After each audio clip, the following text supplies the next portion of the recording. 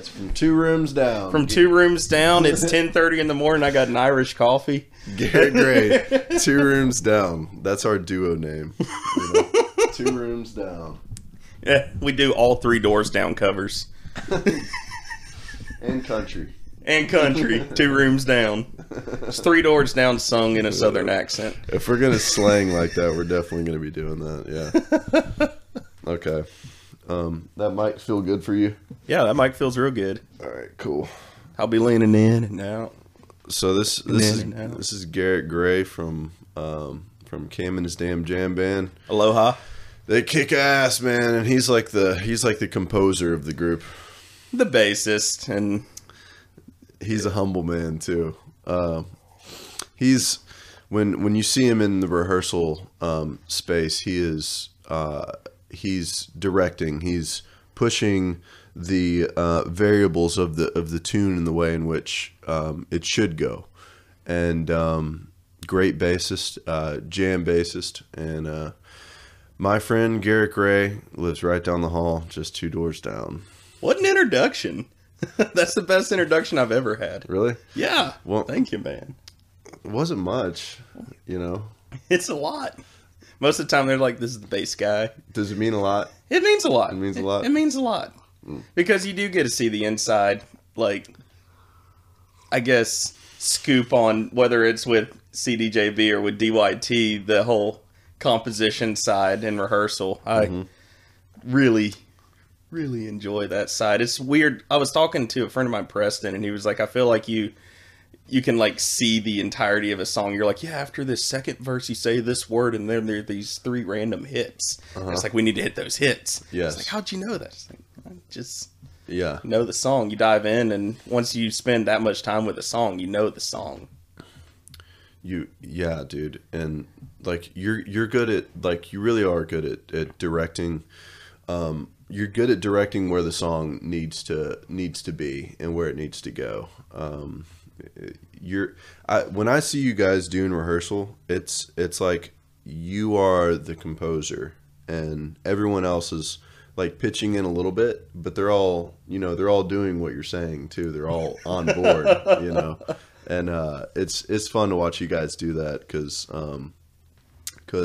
like the damn jam band is like you and Brian and Max, of course, but like you and then Cam is like, you know, it's Cam and his damn jam band, and then like you're the damn jam band. You know, like, let's just be honest, you're the damn jam band too. So no, those fellas, they're all incredible. But I hear what you're saying. They're great. They're great. It's fun. Yeah, I think I often think about. By the way, it's 11 a.m. It's Saturday morning, January 8th.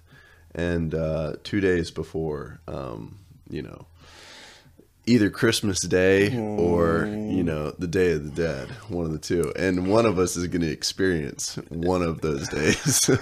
You're not going to be here for it either. I'm leaving. I'm not being in Athens for the Bama UGA game. National championship. Yeah, no way. But I often think about the video of you. Oh God, where's this going? The video of you before the game for football, and you got everyone hyped up as a senior. You got everyone hyped up, and like, to me, that's like the old you. Kind of. And I don't get that headspace much anymore. There's still, but it's still in you very strongly, you know? You've seen it come out once or twice. You saw it that one time at the Canopy whenever they told us we couldn't put the video camera. Yes, and I was like, all right, let me tell you how this is about to be. Yeah. Left dinner, all that good shit. Yeah, you were pissed. And it comes out in certain points, and you know, video too. Like you were working video for a long time, so you understand video. And but I like that side of you though. Like I like your happy-go-lucky side, but I also like the side of you, because it's like it's a perfect dichotomy. Like you exist somewhere along those two sides of the spectrum, but I mean, you always lean towards And then you told me the other day, Bugs Bunny was your favorite cartoon character as a kid. The king of chaos. And then forever on, you were like just the king of chaos to me. Winging life till I die. Yeah, I'm like, to me, I love it. I love it. I love that you live that way. And I read somewhere, you can't be a peaceful man without being able to deal great damage and danger and everything, because a peaceful man isn't a harmless man. A peaceful man is a controlled man. Yeah. And a harmless man isn't peaceful because they have no ability to kind of flip that switch and go into that mode. And and I like to think of myself as a peaceful man because I can, if I need to, go into that mode, but I don't like to. Yeah. You definitely that's like a Jordan Peterson sort of thing of being a peaceful man, but like knowing that you have the monster too, and but you have it in control. It's in control, and you know when to bring it out. You know when it's necessary to bring it out, and people know that you have it too. And it's like when people know that you have this side of you, not a monster side of you, but more of just strong side of you, of a decisive, and I think it kind of comes out in like when you guys do rehearsals a little bit, but it comes out in a way of like, it comes out in a completely different presentation of it. It's a focus more than it's a happy passion sort of focus instead of anger. And so you utilize it then. And then people it's easy to hop on board with that feeling that you put out. They're like, you operate under this peaceful side, most of the time. I mean, you're always I like to laughing. live my life in that side. If I was always that focused and angry, everything would just be like this and super like neural all the time, and everything would. I don't want to live kind of that way. I'd rather just be laid back. You're always laughing and having a good time too, No matter what it is, it's like you're laughing and having a good time, and it's just it's a pleasure to be around you. And for me, like I have to when I'm upstairs in my room and you guys are downstairs laughing and stuff, and I'm like, okay, yes, they're having a good time, I'm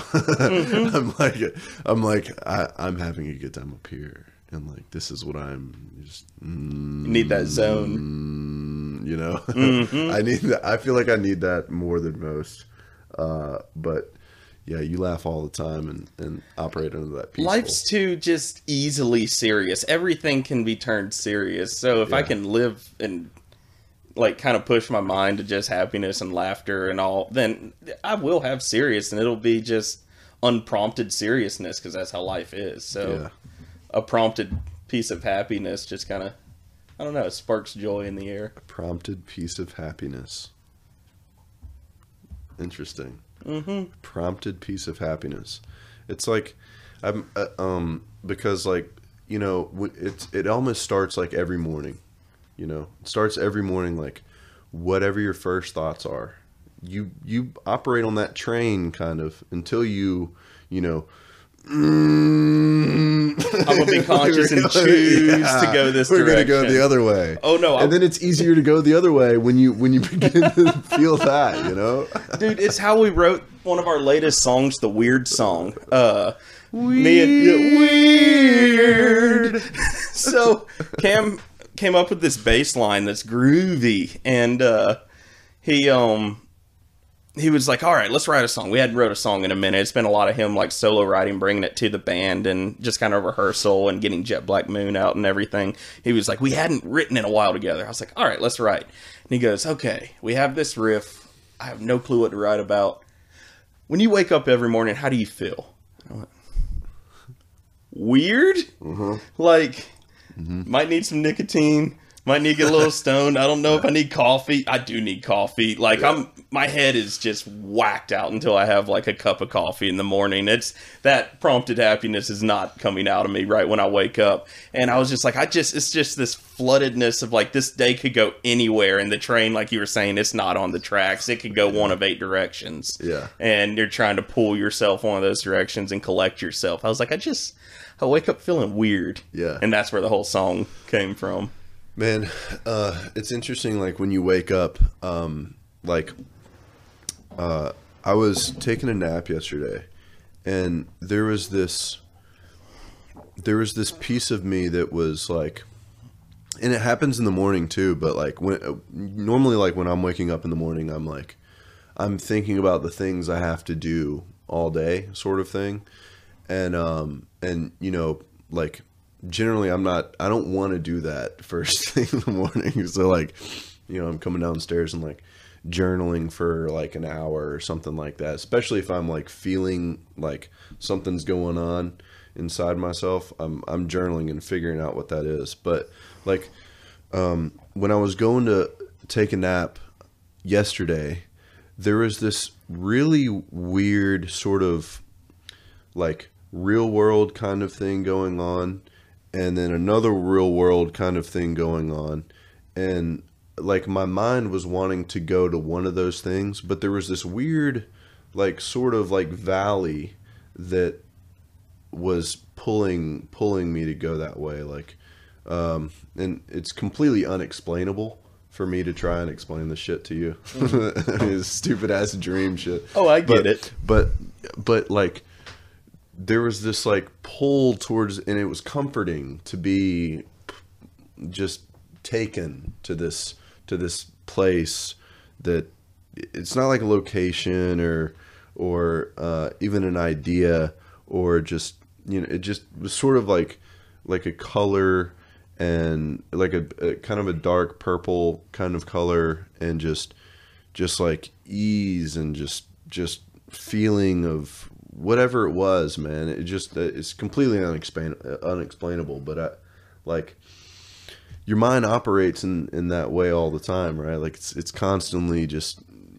taking you wherever like, and you can ask your heart like where it kind of wants to go, and then you can kind of just like be in that thing, you know. Mm-hmm. And okay, so let me ask you this. So you know how kind of colors can translate to feelings a lot of times. Like there's certain sad songs that might feel like this really dark blue, or even like a weird purple, but then there's some like spooky songs that's also kind of purple. Like colors can mean the same color can have like two sides to that coin, you know, but pretty specific feelings to those colors. Yeah. How much do you think the color of like everyday life, of like a sunset of like orange and yellow, affects your mood subconsciously? Yeah, consciously you can look out and be like, yeah, I love this sunset, it's beautiful, the silhouettes in the trees and all, but just like a moment of autopilot, the color of your surroundings, how that affects your mood subconsciously. Do you think there's a correlation there? Oh, dude, yeah, gotta be.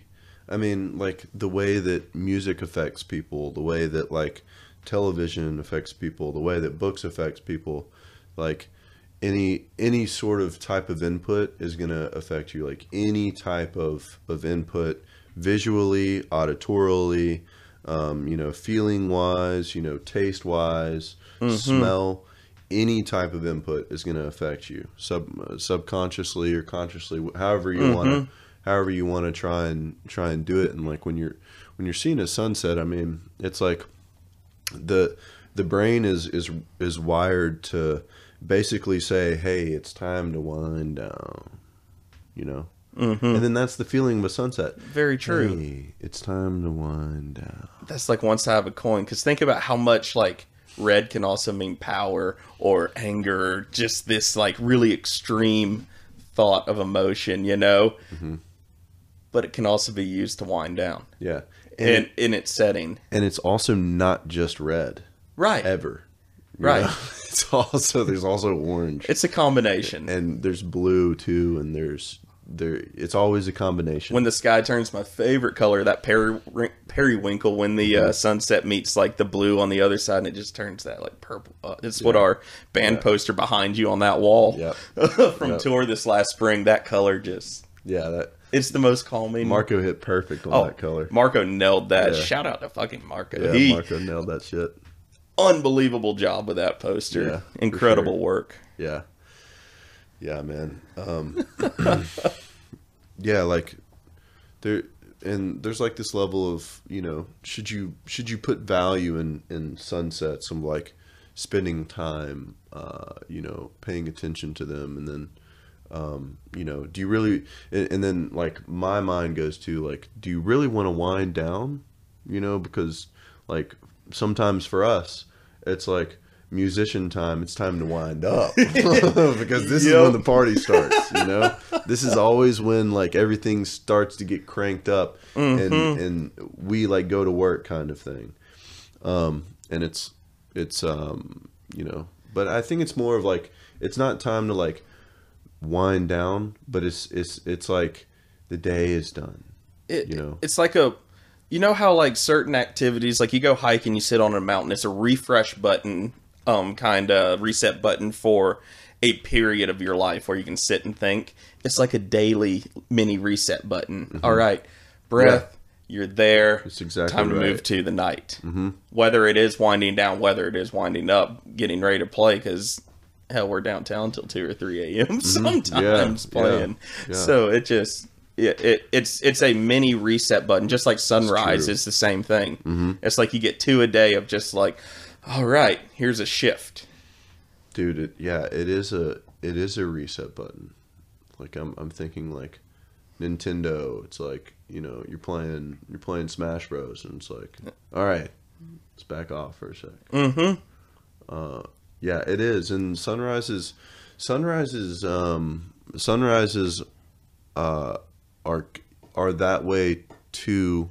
If you've stayed up all night, especially. Oh yeah, if you stayed up all night, it's that transitional point. Yeah, it's a transition. I think for me, it's like a cup of coffee to me. It's like, wake up, it's time to get moving, baby. And it feels good to like, I make a point every morning to go outside and walk 500 steps just in the lot, just 500 steps, just so I can get sunlight. You know, and like I'm walking around a little bit, getting my body moving a little bit and stuff. And I'll come back inside and feel like I've, you know, had a cup of coffee, and you know, it feels good. I'm in a good mood. It's like it's starting the day that way. And you know, that's a little bit of the like operating the train tracks kind of thing, you know. I feel that. I wake up every morning for Napa, and it's that weird headspace. As soon as I get in my car, crank on some music, I get driving, and I pass over the bridge, crossing over the loop to get kind of on the loop right there. And when I look out to the right, it's just like it's where the sun rises every morning. Yeah. And it's like that. I hadn't even had a cup of coffee yet, and I'm driving. It's just like a, yeah. Like it immediately just kind of lifts your soul. Yeah, it does. That's good. That's good. Yeah, and you'll walk out in the morning and fucking slam the goddamn door, and I'm like, you motherfuckers, you like, I wake up to that, and it's like, and then I like go back to sleep kind of for like another 45 minutes or something, or like 30 minutes or something. Like, we're kind of tuned up though. Like when you're up and at 'em, I'm kind of like, I'm pushing towards that anyway. So like when you're up, I'm pretty much waking up too. Do you have to wake up like before you get out of bed an extended amount of time for that? Like, if I can't just wake up and get out of bed, I have to like lay in bed. I set my alarm for 6:30 so that way I can get out of bed at 7:15. I always pop straight up. It's a pop straight up. Dude, the alarm thing, that fucks with your head, man. It does, but I'll sleep through it. I'll sleep till 10 if I don't set an alarm. Okay. Well, that's fair. You have to. I have to. Yeah. I mean, you in an optimal world though, you wouldn't have to, you know. That is correct. That's the why I chose. I have an iPhone, so it's that atrocious. Oh, the radar. I did that for too long. Yeah. That did fuck with my head. Yeah. So I changed it to Kansas's Dust in a Wind. And I wake up to that the intro guitar. And it's so peaceful. It's like, all right, I can wake up to this. And it was great and all. But now every time that song comes on, I get filled with a little bit of anxiety. Even though it's a super peaceful song. Yeah. So I can't listen to that song now because I wake up to it every morning. Like it comes on the radio and I'm just like, oh, no. I'm not waking up. Yeah. My buddy Nick Elcott, his messaging alert, like notification thing, was like my alarm clock, like waking up like on my that had to be weird. Like the I'm like, change your messaging notification or put it on silent, at least while I'm here. And he's like, why do you let that bother you? You know? I'm like, you know, classic. Dude, I had a friend who had the worst alarm on his phone ever. It was back in like middle school, so yeah, it was like a terrible, you know, just like kind of slide up phone, no touch screens or nothing. Yeah. And he had this alarm on there that he didn't know how it got on there. He didn't know how to turn it off, and it was set for 4 a.m. And every time he would spend the night, this thing would go off. And what it was kind of, it was like a turkey getting shot. It was like oh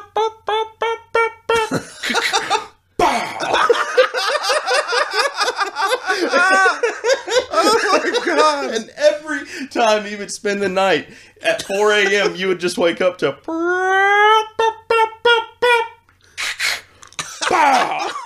just on repeat. And this dude would never wake up. I would be like hitting him with a pillow, like, turn your fucking phone off. Oh my! Every You'd be hitting him with time. A pillow too. Dude, we broke the phone. God. We like what? Tried to get this thing to just like turn off. Whenever he finally got an iPhone, he left it in his room and it would go off every 4 a.m. in his room. Dude. We could not. We took the battery out and it would go off every once in a while. I think someone was fucking with us. Jesus.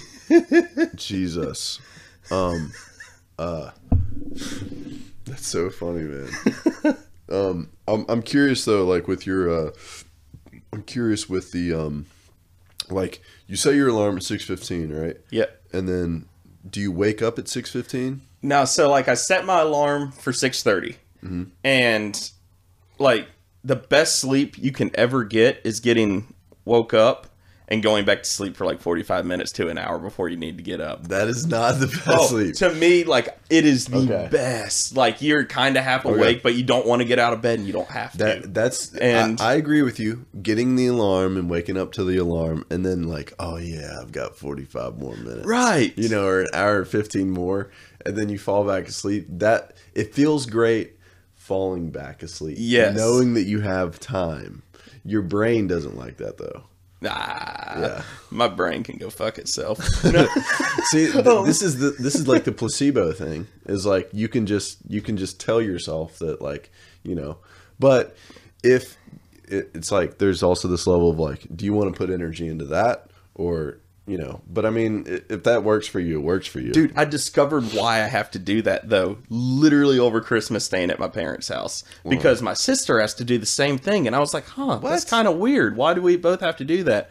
Oh, wait. Growing up, every single day before school, about 45 minutes before we would get, like, our alarms would go off or we'd wake up for school, I would hear Mom in the kitchen, like, putting coffee on, the microwave would turn on, you would hear clanking, she would run the dishwasher, start a load of laundry or some shit. Yeah. And like just the house would become chaotic about 45 minutes before I woke up. So I would always wake up and be like, and go back to sleep. And I never thought about that, and I never felt comfortable just waking up and getting up. I was just like, that feels so weird. I don't like it. And then I discovered I started doing the 45 minutes beforehand. I'm like, okay, this is like tolerable. This is kind of like, this feels good, and I don't know why. And then like 3 weeks ago, I was like, this kind of makes sense. Why? Because it happens to both me and my sister. And you talked about it with your sister? Yeah, I was talking to my sister about it, and she was like, that is weird. Like, I had the same thing, and we both had this like discovery together. Wow, that's impressive. That's impressive. Like, as a kid, you know, and just years and years of getting woke up 45 minutes early. Oh my God, my dad would come in my room. He'd say, he'd say, roll them on out. I'm like, God, I fucking hate that. I hate it so much, dude. Roll them on out. Like in that tone too. I'm like it's like the tone is saying to me, he doesn't want to be up. So he's forcing us to be up. And it's like 30 minutes before we needed to be up. He's like, y'all need to get ready before you go to school, like all this stuff. He loved it though. I think there's a piece of him that was like, yeah, we're waking them up. Waking people up when they have to be up and you're like in charge of them. I hate that job. It's a shit job, but like it's a complete like like total control kind of job, man. Oh yeah. I hated it so much. Dude, it was always weird. You've been in the house I grew up in. It's a little bit like it's remodeled from how I grew up in there, but basically the room that's the music room was my sister's room. Okay. And the room that was my sister's room was my room. Okay. And the bathroom that's my sister's bathroom was the only bathroom that had a good shower head in it growing up. Like it was one of the old school ones. It wasn't a low flow. That shit would knock you down if you turned the water all the way on. It was great. But my dad refused to use the other shower. So he would use y'all's shower? So he would come in the morning, go through my sister's and my room, and go like hop in the shower, and then he'd come out and hop out of the bathroom, and then like hit me on the head and be like, "Wake up, you gotta go to school and start getting ready." Wake up! Like he just. Yeah, he would just kind of like shake me or just like tap top of my head or something, be like, "Yeah, it's time to get up." And then you do. You did the other day. Not usually. It was after that 45 minutes of being half asleep, half awake. All right, you go. Dad. All right. Yep. Everyone that's just the movement. It's just like, all right. It got weird though because I discovered junior year of high school that sleeping naked was like supreme. Oh, it's the best. It's the best. It's the best. It's the shit. But my dad would still come through the room to get a shower, so I would have to wake up early to make sure I was. You don't sleep with covers. I would make sure to put covers on. So you would put covers on when you woke up. Before initially, when I'd hear Mom in the kitchen, I'd put covers on. Yeah. So that way, when Dad walked through the room, I wouldn't be laying there bare dick like to the sky. Oh my God! And you don't sleep with covers on either. Not hardly. No. Oh, man. He'd probably walk in and be like, "That's my boy." That's probably what he would do. That's probably what he would do, man. And you having a beard in 7th grade, and he'd be like, "Yeah, that's my boy." I started growing at my 2nd year of 8th grade. Oh my gosh, your 2nd year of 8th grade, you got held back. You didn't know that? Oh wait, for football? Yeah. So, oh my God, in 8th grade. Dude, I had straight A's and all. It wasn't like for school. It was because I would have been going to high school when I was 13, and at that time I still wanted to play football. So I was like, I'm going to graduate at 17. They're going to redshirt me if I go to college. That's going to blow. Mm-hmm. Let's get another year of like growing in. And I'm glad I did it because, one, that 8th grade year, I was a 200-pound middle linebacker hitting like 11-year-old 6th graders coming across the middle. Yeah. It was awesome. Yeah, keep talking. I'm going to plug this light in there. Oh, yeah. Never mind. You got your bass plug in there. You're good. I got you. But, yeah, so it was a great season of that, not a fun senior season. But, yeah, I had to I stayed back in 8th grade a year. What's that other brown thing that's plugged in over there? I don't know. What are you trying to plug in? That's plugged. I think that's for the PlayStation and everything. Is it? No. Okay. It might be for these. Are you trying to put these on? Yeah, I want to plug it. Oh. Can you unplug that brown cord and plug in the... Yeah, I got you. Thanks, dude. Oh, yeah. There we go. There we go. Yeah. The color. Yeah, the color. Immediately brighten the mood. Yeah. Yeah. It's immediate. It is subconscious. Because I'm not thinking about it. No. But I was conscious before. I was like, those lights would be awesome right now to be on. It's just like the lighting's better in here. It feels a little better, Yeah. I mean, you're also looking in this direction too, and this kind of side is like... It's bright. Yeah.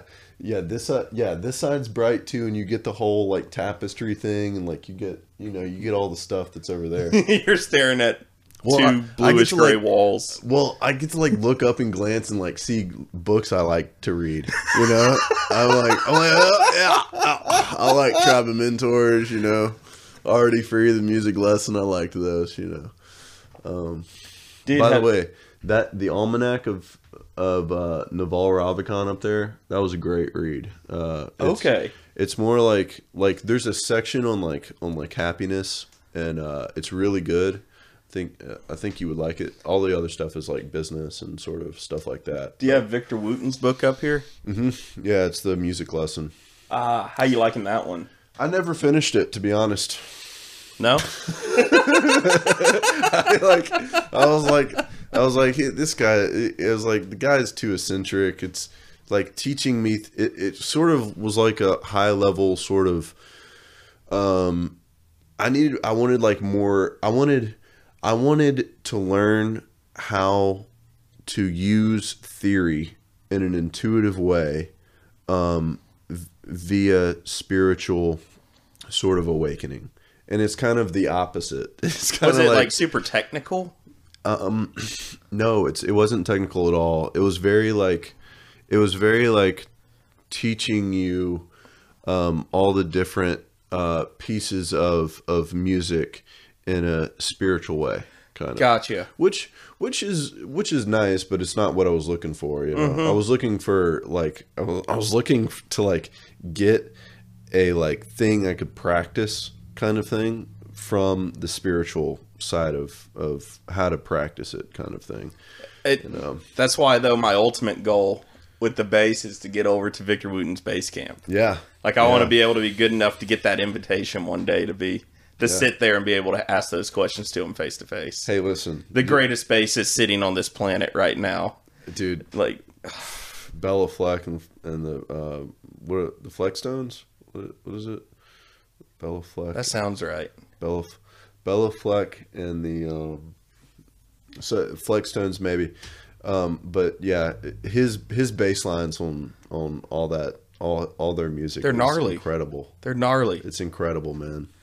That's what Gabe, the bassist with Josh. Yeah. He saw him last night. Yeah, he texted me and he was just like, "So what?" Oh, I have some news for you on them too. He was like, "So what songs do you or bands or just like bass lines like influenced you? What do you listen to? What are just some like killer bass lines?" And I was just like, "Oh, you just asked a rabbit hole question." Yeah. I sent him, I was like, go listen to Skinner, Street Survivors, and Pronounce. Go listen to Leon, one of the most underrated boogie bassists ever with Skinner. Dude's incredible. He sits in the pocket with wild blues bass lines. It's like 2, go listen to Fearless Flyers and Wolfpack. Anything Joe Dart does. Yeah, Wolfpack. Anything Joe Dart does. Yeah. And I sent him some Pigeons, sent him some Jeff Beck, sent him some honestly 10 years after that wild like cocaine acid fueled jam in front of 50 people on Woodchopper's Ball. Yeah. Unbelievable bass line on that. Yeah. But I'm curious, what news? So I saw him last night, and he was playing Superstition, and he was playing Superstition in the way that I feel like you would be playing Superstition too. It's like playing the dun dun dun dun dun dun dun dun. Is that? Yeah. What did I just? I just sang something. I don't know what. I don't know what that was. But. Just so happens we have the instrument. And then he was doing like the please play a little bit. And was he doing like the actual like melody bass line with it? Is that what you're saying? Like he was. Yeah, he was doing that, but he was doing Inbetweens too. Ooh. So it was interesting. But to some degree, I was, people are addicted to the bass line, and all they want to hear is the bass line, for me, I get it. Yeah. So they want to hear the bass line on that song, and then no experimentation with it, kind of thing. But he was experimenting with it, and it sounded good. Good. I'm curious, was it like in between the riff there was lines, or was it like a...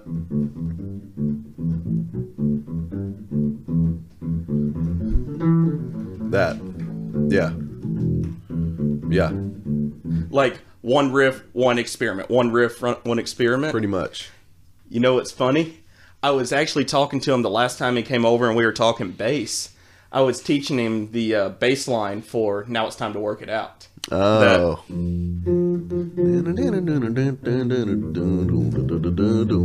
And I was like, dude, sit on this line, and what you can do is sit so good. one time on that bass line through and one time experiment and go back and forth. And I was teaching him that kind of with this line, the whole practice of I'm gonna pick this up. yeah, grab your guitar. But the whole practice of Yeah,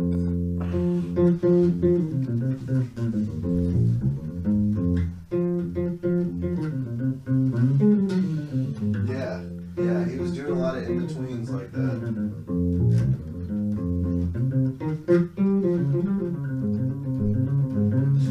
He was doing a lot of in-betweens. that's really cool. That's really cool. I'm glad he's nailing that. Yeah, he was.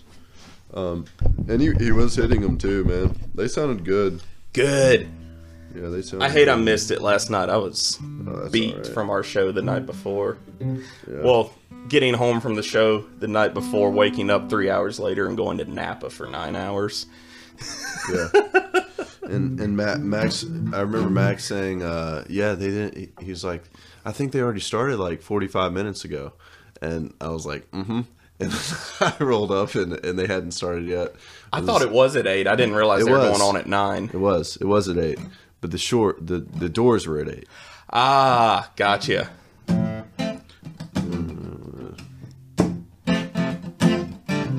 Yeah.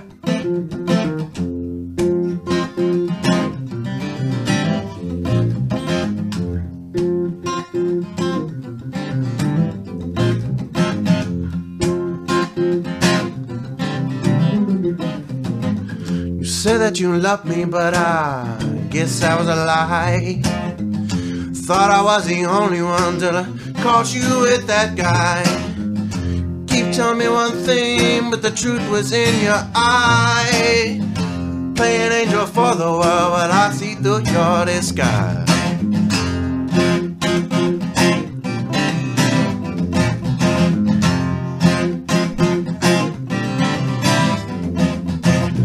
Life went through a problem my way, and now I gotta work it out.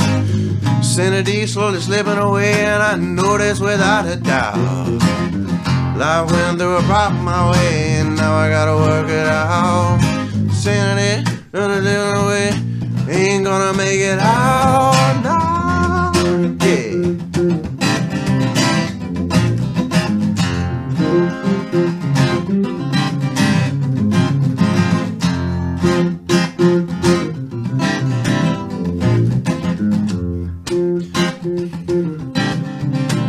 How's the last verse start? I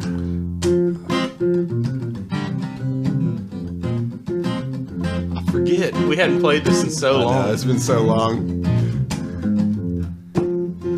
And along came a Cali girl. She could have been the one. Along came the Cali girl, could have been the one. Sapphire eyes, seductive smile, if I like the sun, yeah. And boy, we had our fun. She didn't want to settle down, but the music had me on the run. And every night out on that stage, kinda hope I see you. Been around but still ain't found the one that makes me feel like you do it. I went through a problem my way, and now I gotta work it out. Sanity slowly slipping away, and I know this without a doubt. Life went through a problem my way, and now I gotta work it out. Sanity, gonna do it away, and I know this without a doubt. Yeah.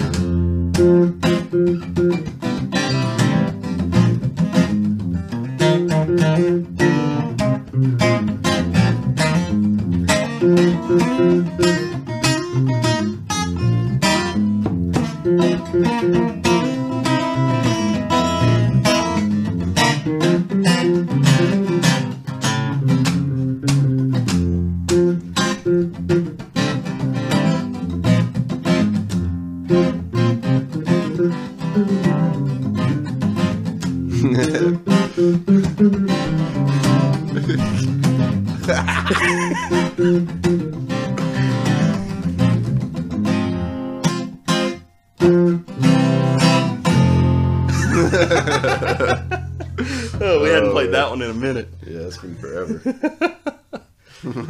I did tell you we want to record that one for man, we should definitely the album. do that. Get you a feature on there because, dude, that's gonna be it. That song is great. One. It's a groovy one indeed. Sapphire seductive smile. If I like the sun, Yeah. dude, Yeah, that's such a powerful line. the hits on that vocally are so much fun, man. I love it. Gets me so amped up.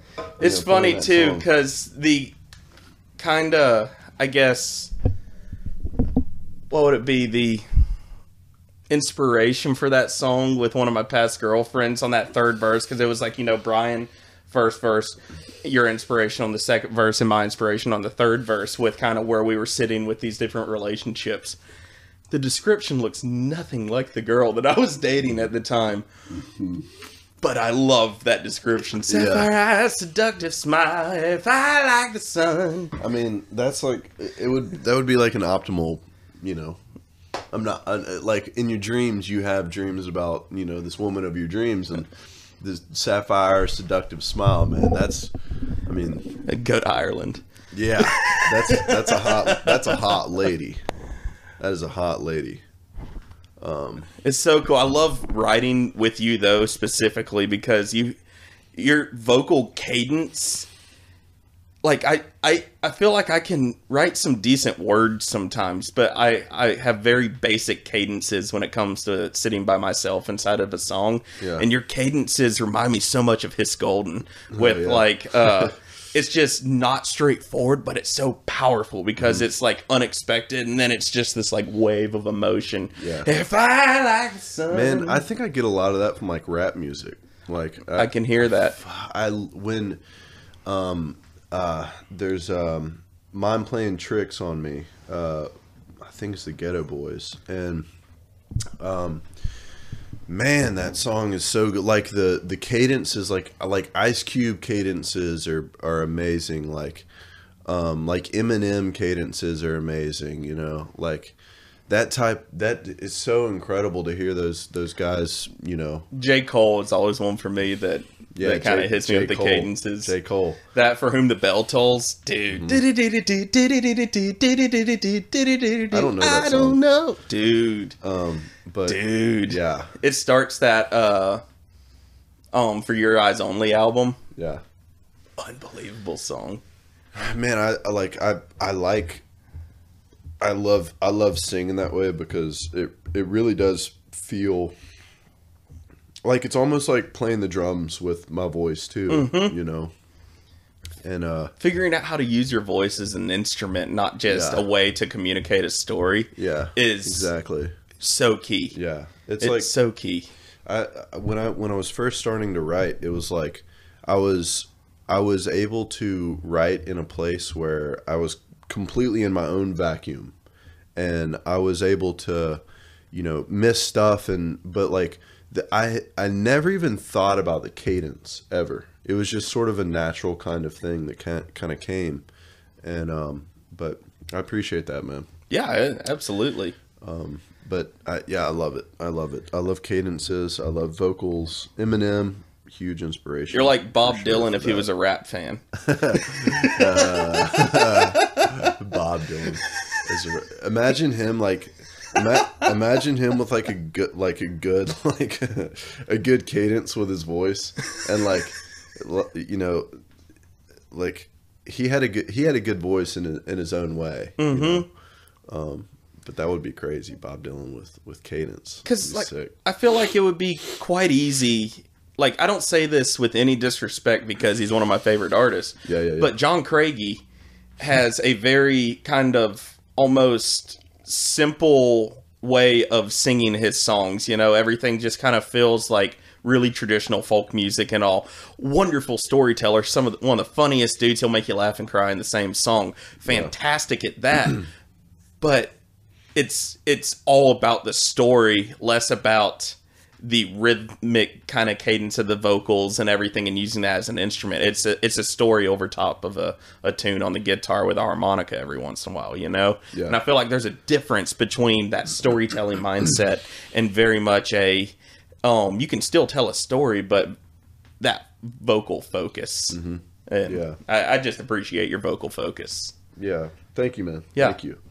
Yeah. I always like how I love vocals, and I love like hearing guitar, man. That's what I hear when I listen to music for the first time. That's what I'm like tuned into. I get that. Being a bassist is the bass for me. Mm-hmm. Yeah. 100%. I'll listen to a song 10 times and be like, oh, should probably figure out what the song's talking about. Yeah. It's a groovy bass line though. Yeah. and like to me, like lyrics matter a lot. And so if a song has trash lyrics, I'm like, come on, you know, like do it all the way through. Like I understand, like if you don't want to like operate on your, if you don't want to like put good lyrics into it, like, you know, I'm like, damn it, you know, because like it would be a groovy ass bass line and a great guitar, and then but if the lyrics are half ass or like cheesy or something, I'm like. Lyrics for the sake of a jam. To be called a song with lyrics, you know, they're there for the sake of the jam instead of there to tell a story. Yeah, I like the story. Mm-hmm. I like the story, and to me, like music is feeling. It's very emotional, but like words can push the direction of those emotions and the story and the visuals you get from that thing. It can direct it a lot more clearly, and you can put your visual space instead of just a like normal psychedelic mandala. It could push it into like a, you know, you're seeing a tree and you're looking inside the you know, the hole that the squirrel made, and then you find yourself looking down into there, and then you go to the squirrel's world, and you know. Where does squirrels, you know, where is little baby squirrels? We never see baby squirrels. You know, where are they at? You know, are they in a nest? Are they in the bottom of this tree somehow laying in dirt? You know, where are they at? Well, I guess you do see they're up in the tree actually, but you know, I mean, just the imagination of something like that. I feel like lyrics help that along. And you can take a song that's very much like, one, it can be a story, but two, it can be set in a setting to guide your story. You know, like the music sets the mood, the lyrics set kind of a visual setting without necessarily distracting you from some sort of journey inside your head. You know, there's sometimes that it is a story, and it's wonderful to follow in the footsteps of whoever's singing this story and seeing through their eyes. But sometimes it's literally just setting a setting. That's true. In order to help visualize a story inside your mind. And like on the other side of the coin, like. Bella Fleck and them, when you hear them play, they take you on a journey without singing lyrics, and it's almost like you're using your imagination. You know, you're using more imagination. Not that it's taking energy, but it's just you're using more imagination to find yourself in the wherever you're going inside their song. Dude, my favorite song of all time has been for like 6 or 7 years, Shine On You Crazy Diamond. It's like 9.5 minutes. There's like a minute and a half of singing. It's a journey for like 7 minutes before you ever hear a word spoken. And it sends you on a journey every time. I can't help but close my eyes and get transported. Yeah.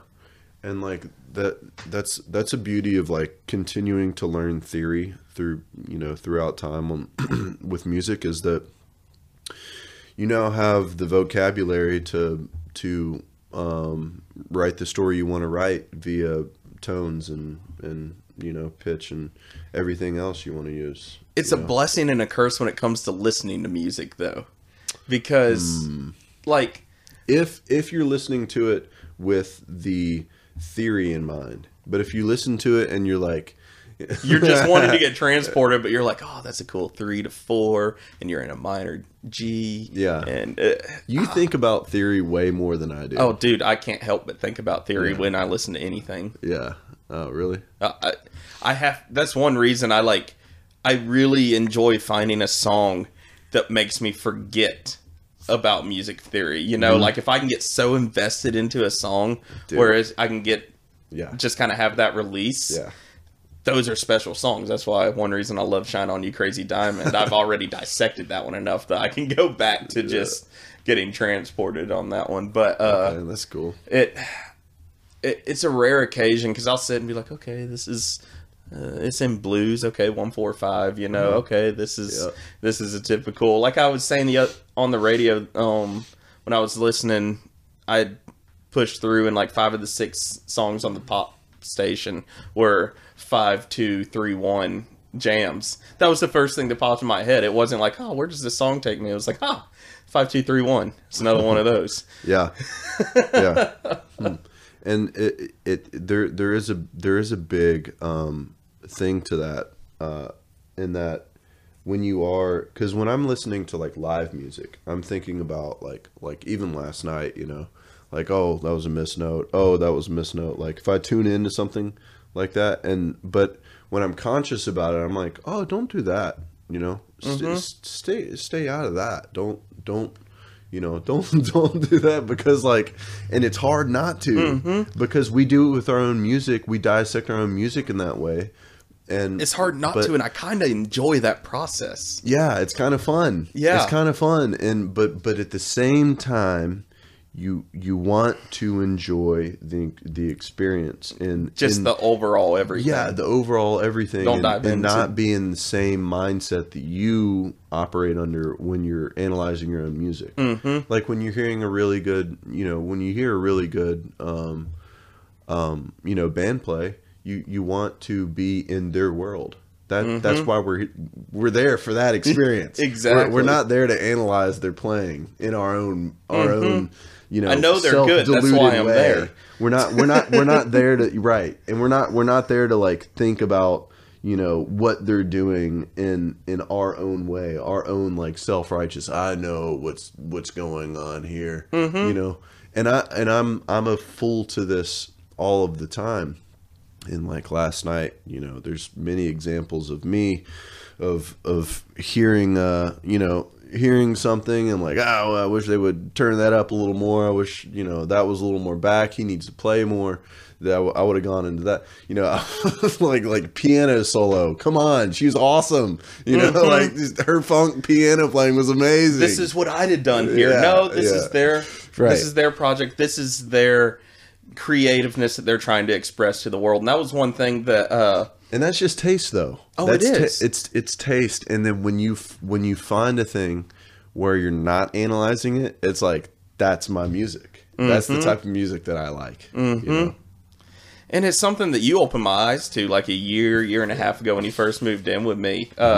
I was looking at things too much like a competition. Was just like, oh, I can play bass better than that. Oh, that bassist might be a little better. I'm gonna go work. Like I was looking. I'm gonna go work, dude. I was looking at it like a competition. Like I want to go on stage and make the band who comes after us not want to go on stage. Instead of being like, I want to go out there and express my art and show what I can do in some creativity for the world. And I hope that this person who comes on stage before or after me succeeds in the same way and feels complete and accomplished with how they played that set and their expression to this world. And that switch to that mindset that you kind of opened my eyes to, that I had felt kind of blind into this, just like, I want to be better, I want to do this. It was very that monster attitude from when I was playing football, leading my music, rather than an appreciation and respect for what everyone else is doing. And I still have fun dissecting it, but I don't do it in any way that's judgmental and been like, oh, that's a missed note. We're better than that. It's like, oh, wow, this is real. That was a cool idea. Maybe I can take and like help my art this way and try and dissect and have fun in the dissection with still having an appreciation and respect for the art they're pushing out. And I appreciate the eye-opening conversation that you had that made me go in my room and be like, what am I doing? For a while. But interesting.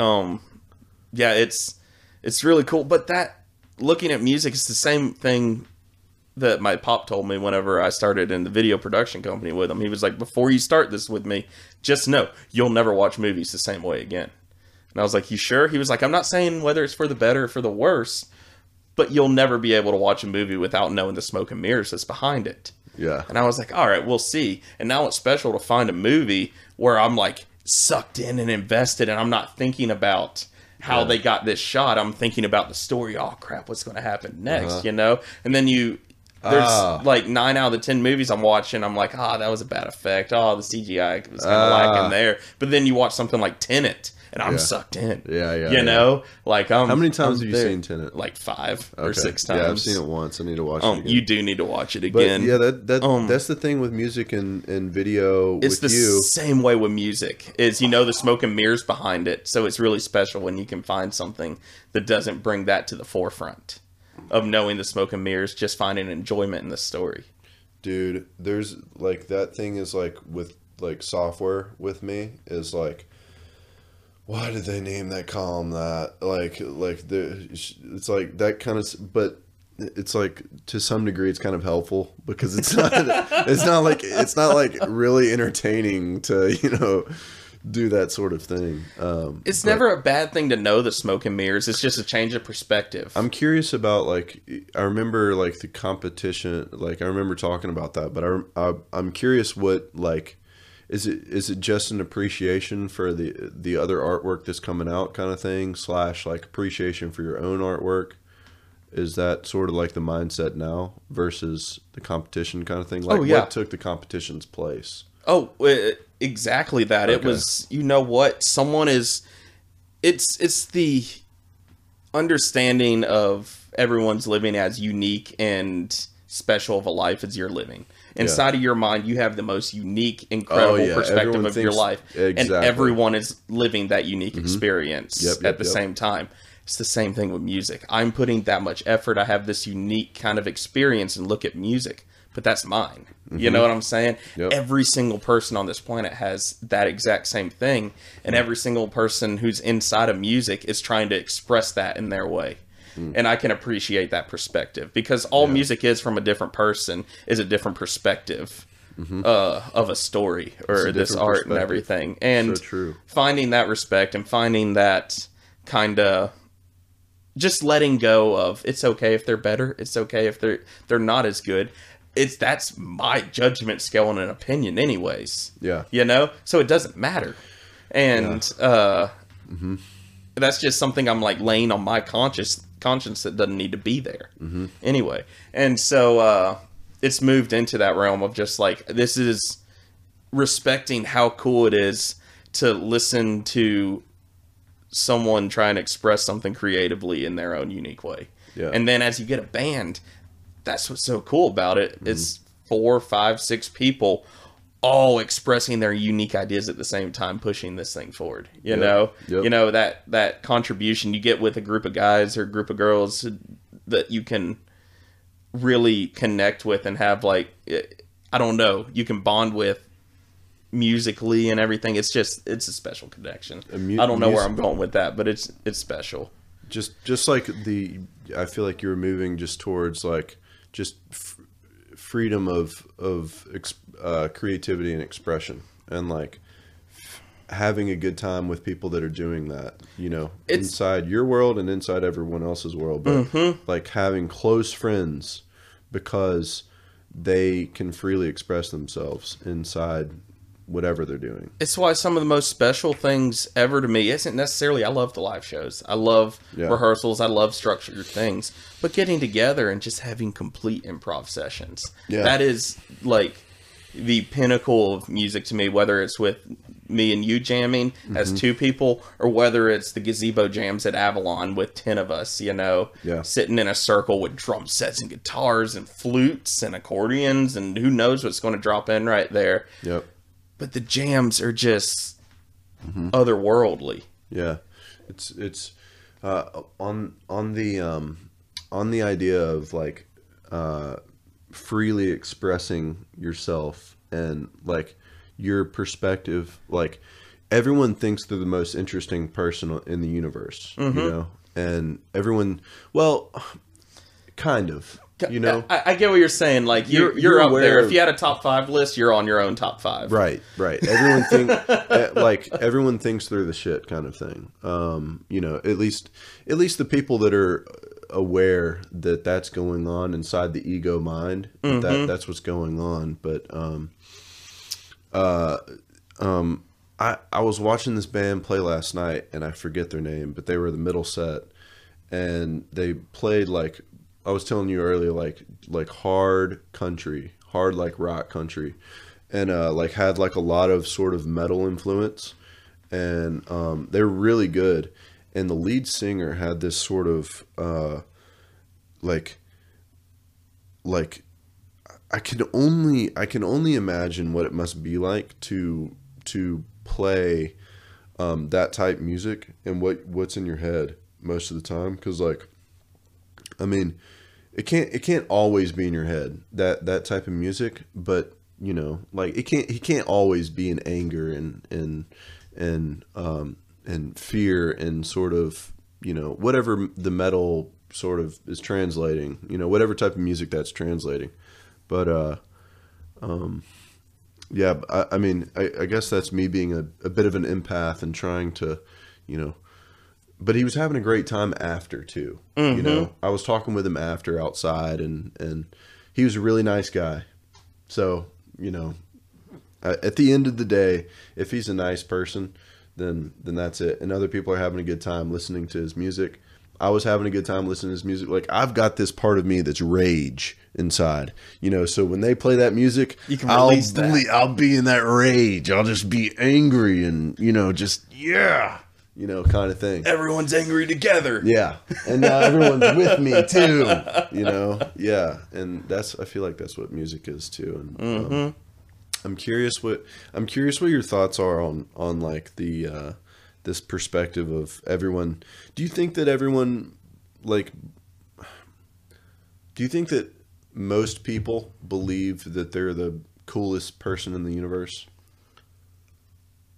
I think there's a lot of people who believe that. Yeah. I wouldn't say most. Okay. I think there's a lot of people walking day-to-day life very conscious of who they are and the life that they're living, and know that there's someone out there who's probably doing it better than them, probably a little bit cooler than them, and everything. But because you have the unique perspective of knowing yourself, it puts you on that list, you know? Yeah. Like, I feel like my perspective on some things are really neat. Yeah.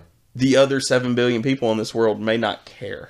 Right. You know? And they don't. Right, they don't. And I'm okay with that. But to me, I feel like I have a cool perspective on things. And I know that's just me, you know? But I don't feel like I'm the coolest person. And I feel like a lot of people are that way of being like, yeah, I feel like I have some like cool thoughts and have some stuff to like kind of my shit together in this area or that area. Yeah. But there's someone might be doing it better than me. And I feel like that's a lot of musicians, you know, that are at, we're trying to express our cool thoughts in song. Writers try and express their, like, hey, this is the way that I think. I think that everyone will appreciate this. I think that Tolkien with his poetry, he's got to sit there and be like, you know what? I'm a poet from the gods. Like, I'm fucking good. I'm going to put this out here. You have to believe that to some degree. Right. Like, even doing this, it's like... I have to believe that I have some really wild bass lines that people want to hear and need to hear. I have to believe it to be able to do it to some extent as a creative-minded fella. But to say that I'm the coolest person to myself... I don't think so. I don't think a majority thinks so. Yeah, I agree, man. I agree. You know, and yeah, I agree. There's also like another question of like, is there any people that you would trade your life to have their life? And then that question is weird because like, you know, for me, it's like, I would want like a combined couple of people squeezed together, you know, but I don't want to be one of those guys, you know? And the thing is, you can be that. You can take influences and right. kind of shape your life towards, like, I really like what this person and this person and this person are doing. I feel like they have these areas of their life figured out. I can pattern myself off of that. And you can kind of live your life in a combination of certain people. Yeah. You know? But to say that you want someone else's life, I have to sit here and say no. Yeah. In theory, it's a fun game. Mm-hmm. And if I could be like, yeah, I want to go spend 2 it's days in someone else's shoes. Yeah. That would be a blast. Yes. Okay, but if I could never come back to this life, fun, I would say no to it. It's kind of, Oh, it's a blast to think. What would it be like to be David Gilmour in the prime of Floyd, right after Dark Side of the Moon? They're playing England in 1974, and he's ripping a guitar solo. What would it be like to stand on stage as that guy for 2 days? Yeah, I would do that in a heartbeat if I could come back to being me. Way more fun thing to think about, like, for 2 days than a full life. Yeah, than a full. You know how much struggle some of your favorite people have gone through. Yeah, exactly. And you know, because they've climbed the mountains. They're sitting at a view that very few have seen. You know, a lot of people you keep climbing hills, whether it's music or life or whatever. Yeah. But the more hills you climb, the better view you have and a different view that you have. Yeah. And it would be really nice to see some of those people's views, but it is a struggle to climb some of those mountains to get to that view. Dude, the mountain approach of going up a trail and finding the top, you know, and then being there. It's like you always want to find a new mountain sort of thing. Mm-hmm. And like that's kind of like the human experience a little bit. But you know, like you have to build the new mountain before you can climb it to some degree. Like you have to find out what the new mountain is before you can climb it. Well, it's like in music, I always talk about is plateaus and hills, everything that you do, and you got to find the right question to ask to know which hill to climb. You know, because you'll climb and then you plateau and you're in this area and you're in that area, like we've talked about the levels of consciousness, you're in unconscious, incompetent. You don't know what you don't know, and you got to figure out what you don't know in order to learn. You know, and it was like when I was talking to Ben, Pigeon's bassist. Wait! You should explain the sort of quickly. The consciousness. Yeah, so. The four levels. Yeah, the four levels of consciousness that I look at least inside of music, it can be applied to a lot of things, but music can be applied to everything. To everything, but very musically is how I look at this. You have your unconscious incompetence. You don't know what you don't know. Then you have your conscious incompetence. You know what you don't know, but you still suck at it. You know, you have things to learn. Then you have your conscious competence. You're going up the hill. Like if it's a new scale or something, I can think about it and I can play it, but it's not second nature. Then you have unconscious competence.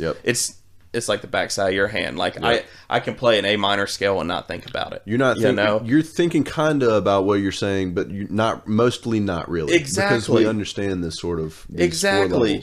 Whenever I play a song live, I want it to be in that unconscious competence. I want to be able to groove and have fun with people and walk around and all. You want to be like looking at people and right. yeah. And then there's a song we learned the day before that's in a conscious competent, you know, and I'm having to think about it. Like and that's when I'm on stage and you can see me like really focusing in. Those are conscious competent songs. Then you can see me on How You Found Me and I'm like messing with the crowd and all. That's in the unconscious competence. With the one more thing on this. I was looking over at you during the show at the 40 watt. When we were on stage, were you in the conscious competence sort of spectrum of that? On like half the songs. Okay. All right. On the new ones. That's on that Neil Young Down to the River. I was in a conscious competence. Down by the river. I always, for some reason, with that rhythm on Old Red, I'm always sitting in a conscious competence. But like Santa Cruz, Gold Rush, Hey Girl, some of those and everything, like that's all in the unconscious competence. It's there. But it's weird. There's songs, like I played some of those in a conscious competence realm because I was playing with people who I knew were in conscious competence. When, by the end of tour with me, you and Cam, I played every song in an unconscious competence. But for that show, because we had like 5 rehearsals with Dan and Mia, I knew there were certain songs where I'm going to walk back to Dan, and even though I know he probably knows it, I'm going to go back and give him the head nod of like, you know, we're going into some shit right here, right? And so I have to get back into a realm of conscious confidence to be able to communicate with people who might also, like, I feel like, I don't know, you probably got this, but I feel like I need to cue you on this anyway. Daniel Miller, the drummer. Yeah. Yeah. Yeah. Incredible. Yeah, he destroys. Him and Mia both were phenomenal contributions to that night of music. Yeah. But yeah, it's kind of weird because it can be where I'm sitting, but it can also be in a live setting where the rest of the band is and how I feel everyone is. Like if we went into a song as the trio, and I know the 2 shows before it, Cam might have like flubbed up a little bit on this run, I'm gonna go walk over to him and I'm gonna be like, yeah, we got this together, and we're doing this, and you see my head nod because you know we're going into something and we're going to go through this together. And then we might nail it, and then we nail it like another time afterwards, and I'll do that same thing, and then I'll be like, all right, cool, I'm gonna play this in an unconscious confidence, and I'm not gonna walk back there and do that again. Yeah, my mind just went to I can't remember when it was, but I mean there was multiple times where we fuck up on stage. Oh yeah, you're and going I look to. over at you. You're like, how could you? Whenever you idiot. Yeah. I can't help it. I do this terrible. Just like I'll be playing that's the football. That's football coming out. It's the unconscious head snap. And whenever you brought that to my attention, that monster's always there. Dude, I've tried to laugh it off every time. So I'll be like, it's yeah. okay. And then I want to let you know it's okay. That motherfucker's trying to laugh that shit off. Yes, my head's snapping. I'm just trying to let you know it's okay. Yeah. He's looking now. He's trying to laugh it off because he's trying to make me feel better, but I already feel bad. So because you saw the head snap. It's okay though, because when I fuck up, my head, like, I'll close my eyes and just kind of be like, all right. And I won't look at you. Like, I'll know that there's 1 or 2 people staring darts through me. Yeah. And I'm just like, all the bases. They got to look up at some point. Yeah. Like, even Cam or Brian or something went the damn jam band, you know. I'll fuck up a part. And I know Brian's staring at me just like, yeah. And on stage, I'm like, I can't look at him. Well, he just likes fucking with you on stage, too, you know. Yeah, there's and now at this point, like, I know that you're like like when we play together, I'm like, all right, I'm not looking at Garrett. If I mess up, I'm not looking at Garrett. It's gonna make me feel worse, but I know that he's over there trying because like I know that you're over there trying to get better at that that thing. So it's like good. You know, good he's over there doing that, and good I know what I did wrong. I don't need anyone else to tell me that I, messed up on that part. I know. Dude, messing up on stage is one of the funniest things. Oh, but dude, you want to crawl under your amp and die. I'm just going to go backstage and hope I never see any of these 100 friends in the crowd ever again. You feel like everyone just took out like a rock and just pelted you with a rock. It's just like, you should be I paid money for this ticket and you missed a note. You should be ashamed. Yeah. No one thinks that. Yeah. But I'm just like, I've ruined the show. And most people don't notice. No. Most people don't notice. No, 90% of people don't. I would like, if you're really listening intently to someone, you'll notice. Mm-hmm. But when half the crowd's drunk or high as hell too, and they're just dancing and all, they don't notice. You can't only do that as a musician. No. But if you're drunk, if you've had a couple of drinks, even us, we have a couple of drinks, we're like, like you're kind of listening to the bassist a little bit, but like you hear him, like you might hear him mess up a little bit of a note. Oh, you're just grooving though. Yeah, you're still dancing. There's no like not dancing. I can say this because I'm a Deadhead. That's why everyone's fucked up at Dead shows half the time. What? Because they're going to mess up. Oh yeah. They go improv enough that there's going to be something go wrong. Did you like the Dead show in Atlanta? Yeah, I did too. It was. I know that everyone was like, "Oh, it's slow and co. Oh, it was this and that." Yeah. Dude, that Stella Blue they played had me like crying. Yeah. In that show, that like 25-minute China Cat's I Know You Rider. Dude. Oh, that was awesome. Dude. That was the best. That was the best song they played all night. They did Crazy Fingers, which I'm a fan of. The end of set 1 when they played Deal. Dude, that deal was... Don't you let that deal go down. Dude. I love that song. It was a good set. When they hit that... The whole crowd. I love when that happens, dude. I heard a lot of people give it crap, but I felt like it was a really good set. I enjoyed it. Yeah, I enjoyed it. I enjoyed it in my own way that I enjoyed it. And I saw him in, you know, you want to compare it. You always want to compare it. Always. You always want to compare it to the other experience that you had. So I'm not going to do it. Didn't you see him in Cali, though? No, I saw him in New York. Ah, that's right. Yeah, the city field. And I think what's his name? O'Teal. O'Teal went into, he was on the bongos. Oh, dude, yeah. He took a bongo solo that was like 20 minutes long. Or it was like 10 minutes. And I remember I was a little stony and not drunk at all. And I was with like Stephen Quinzel and this guy who was letting me stay at his place, an Avalonian guy. And Sharon Brackelman and Astra and we were all up there, and I remember it was the trippiest experience I've ever had listening to music, and that's the only reason that I want to bring it up is because that it was the trippiest experience I've ever had listening to music live. That's live. fair at a Dead and Co show. Yeah, for sure. Both times I saw them, I was at Lakewood where we saw them that last time. Yeah. I've been thinking about this, about going back, but I don't really want to go back, but, okay. I'm just, it was the plateaus and the mountains and the plateaus and then, you know, finding the new mountain kind of thing and learning and stuff. But I don't really want to go back. Like did you like the Black Crow show? Oh, dude, I did. You did? I had a fun time. Dude, we snuck in a handle, or not a handle, but like a fifth of whiskey and all that. Yeah. That was a big bottle. It wasn't a fifth, but it was a big ass It was bottle. a big bottle of whiskey and the plastic bottle that was half filled with whiskey. Yeah. The plastic bottle that was half filled with It was whiskey. A water bottle. Didn't you stuff that in your pants? Yeah. I was wearing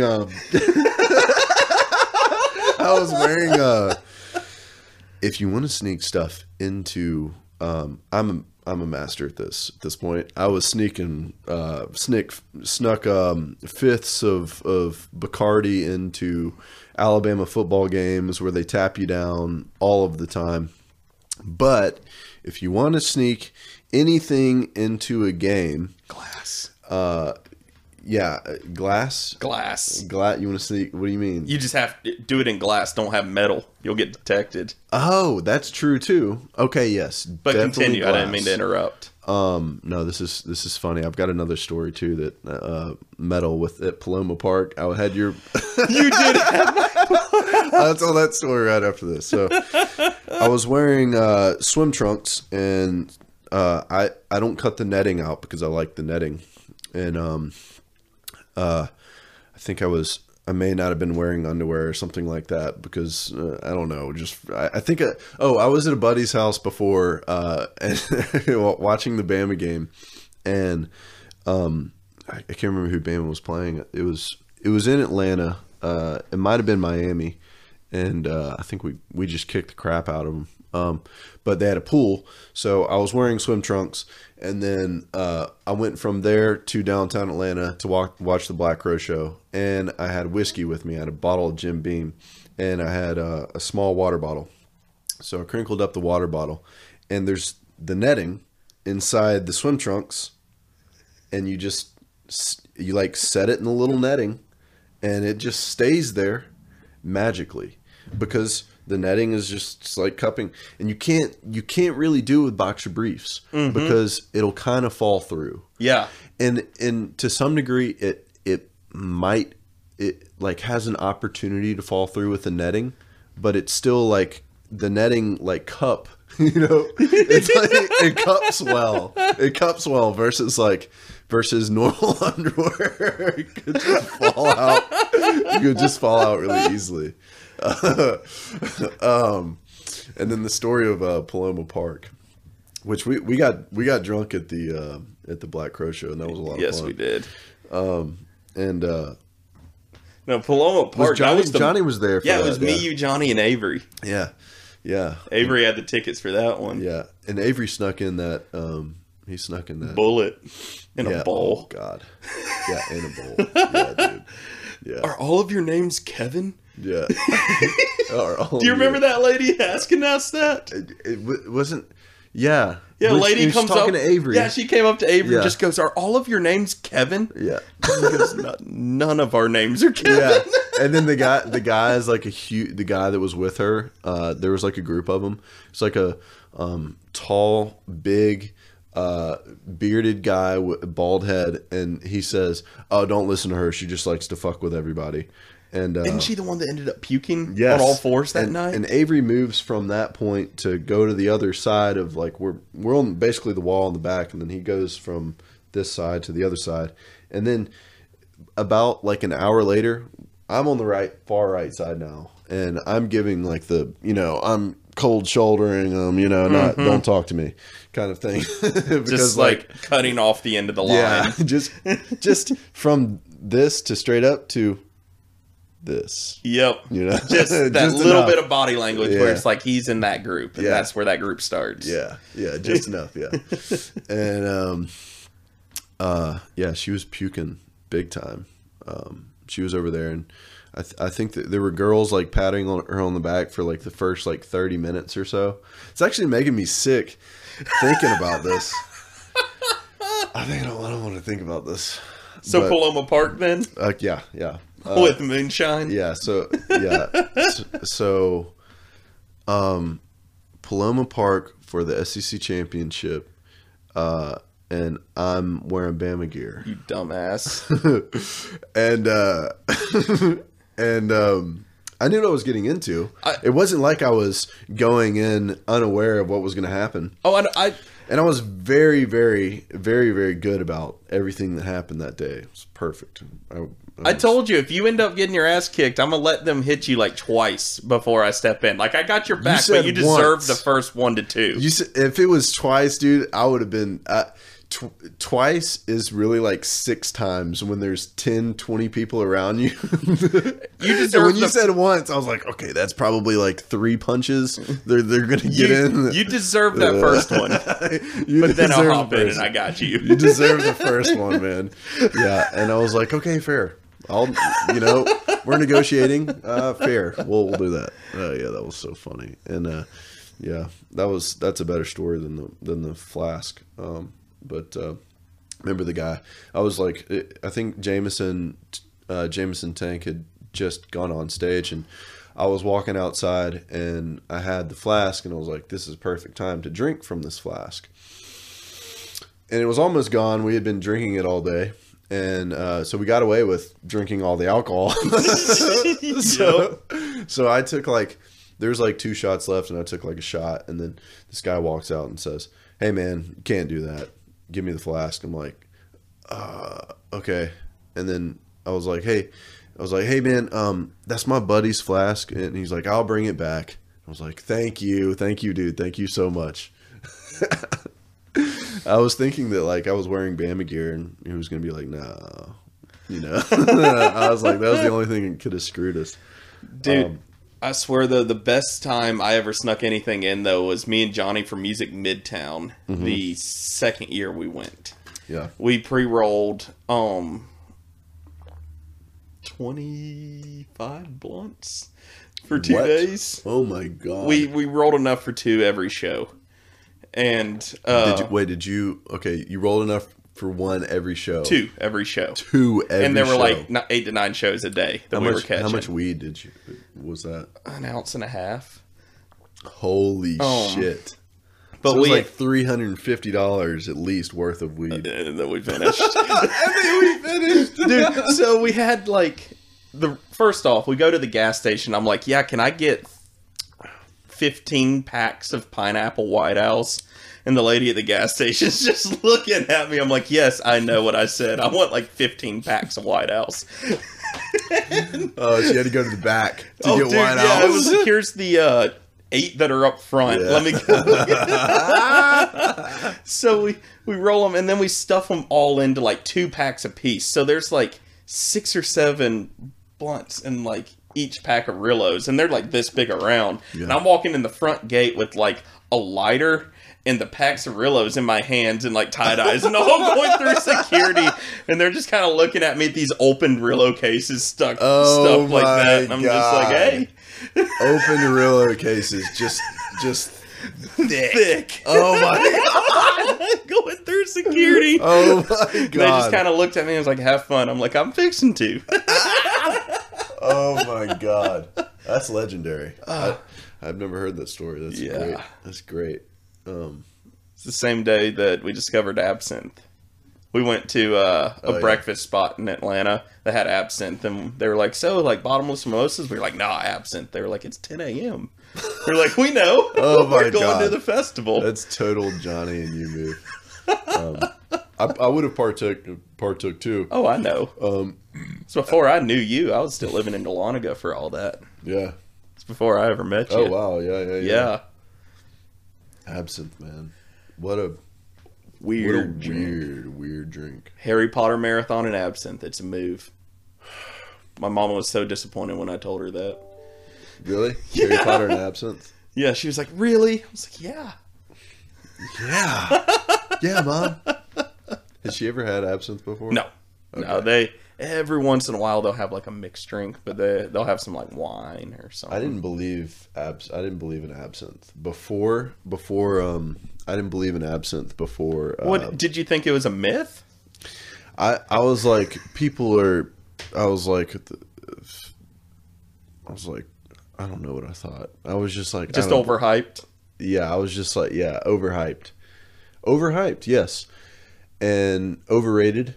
And because when people tell you like, oh dude, I tripped off of absinthe, it's like a crossfade. Whatever, dude. It is a crossfade, man. And after that, we had we had dinner at Gail's, I remember, with the absinthe drinks over there, dude.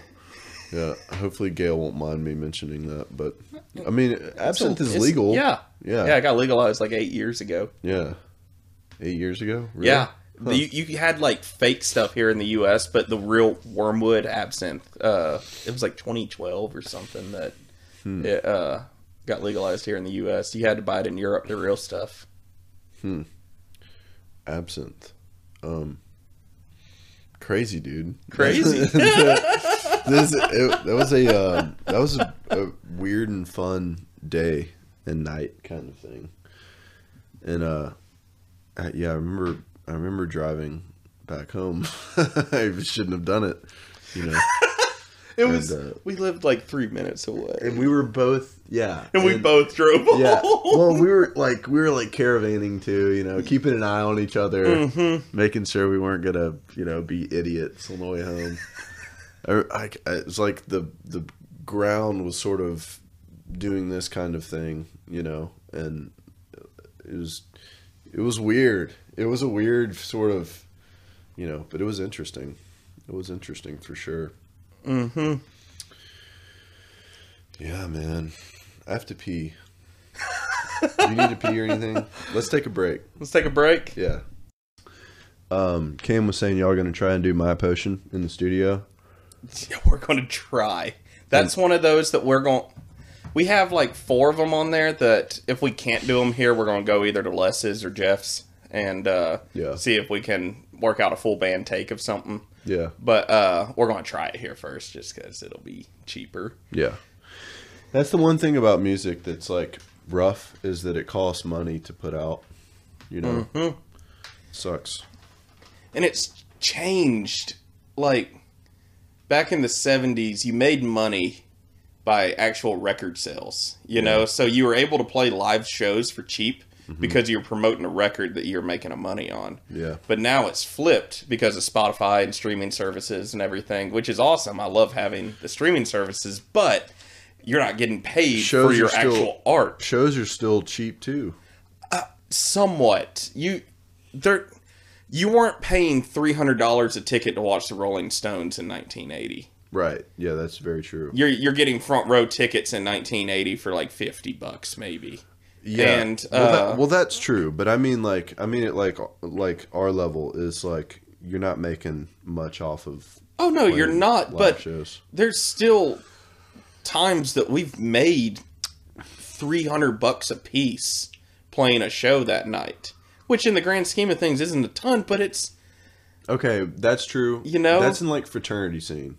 dude, I've made rent with one show in the fraternity scene. Yeah. Yeah. Like a 3-hour show, which is crazy for a band with 500 followers on Instagram. Yeah. You know, like you're never getting that because the money was in the actual music being made, not the live performances. Live performances were promotion to sell music. Rather than today, you put music out to get people to live performances because that's where the money is. Mm-hmm. So you can charge at performances now. Yeah. And it's like flopped. I guess that's all I was really getting at on that. It is flip-flopped. And I think there's going to be new ways to make money with music that people are going to be down with because people want to be able to pay artists. Because like, there's an appreciation there. Like people that are actually doing it like us, it's like people want you to continue doing it. So, and they know that for you to continue doing it, you have to get paid to some degree. Mm-hmm. And so that's that's the bitch of it all sometimes. I was thinking about like writing songs this morning. I was like, okay, what does this lead to? This leads to me playing it on stage. That's the payoff, like that's the payoff. it's like, okay, that's fun. That's a good payoff. Yeah. But it would be great also to break even on putting out music, and you can break even if you're playing the right shows, kind of. But I think what's most interesting is this idea of I think the NFTs are really interesting. It's not scalable yet. The world's not ready for it. I think what else would be good is somehow like this idea of selling ownership, kind of like writing songs to sell to people. Well, that's breaking into that market's just as hard as gaining a fan base. And, you have to gain trust of people who've already made it. That is hard. Yeah, right. Exactly. I was actually just reading Ernest's bio this morning with that whole thing. But what NFTs are doing is it's selling ownership of a song or of an album kind of thing, and or not even that, just selling like the artwork that is going on your album, or anything else. Like if you think you're going to make a lot of money from streams, then you may not want to sell your songs as ownership, a piece of ownership for that. But the way the startup world works is if you don't have any money, you find investors and give them pieces of your company for an amount of money. That's how that works. So I think that piece operating inside the musical world is an effective way to scale out your product and be able to make more music, play more, be more self-sufficient. And all you're doing is you're like, for example, let's say this, y'all record these 5 songs, right? And you want to make money on them, right? So let's say you sold a like 45% of each song to anybody that would want to partake, and you sell, like, let's say you sell there's 10 total shares of this song, one song, let's say, anyway, 10 total shares of that. Y'all want to own 6 of them, or you probably want to own 6 because you want full ownership. if it blasts off or somebody wants to buy it off of you for a huge amount of money or something like that. And then you sell 4 shares, and you sell 4 shares at like, you know, $1,000 a piece. Each share is worth $1,000. Like, to you guys, you know, it's worth $1,000 a piece, or whatever amount of money you want to put on it. So let's say you do that for every song. So you have 5 songs, $1,000. Let's say $4,000 for each song. So for 5 songs, that's 20 grand. That, and with 20 grand, you can make a great product nowadays with 20 grand.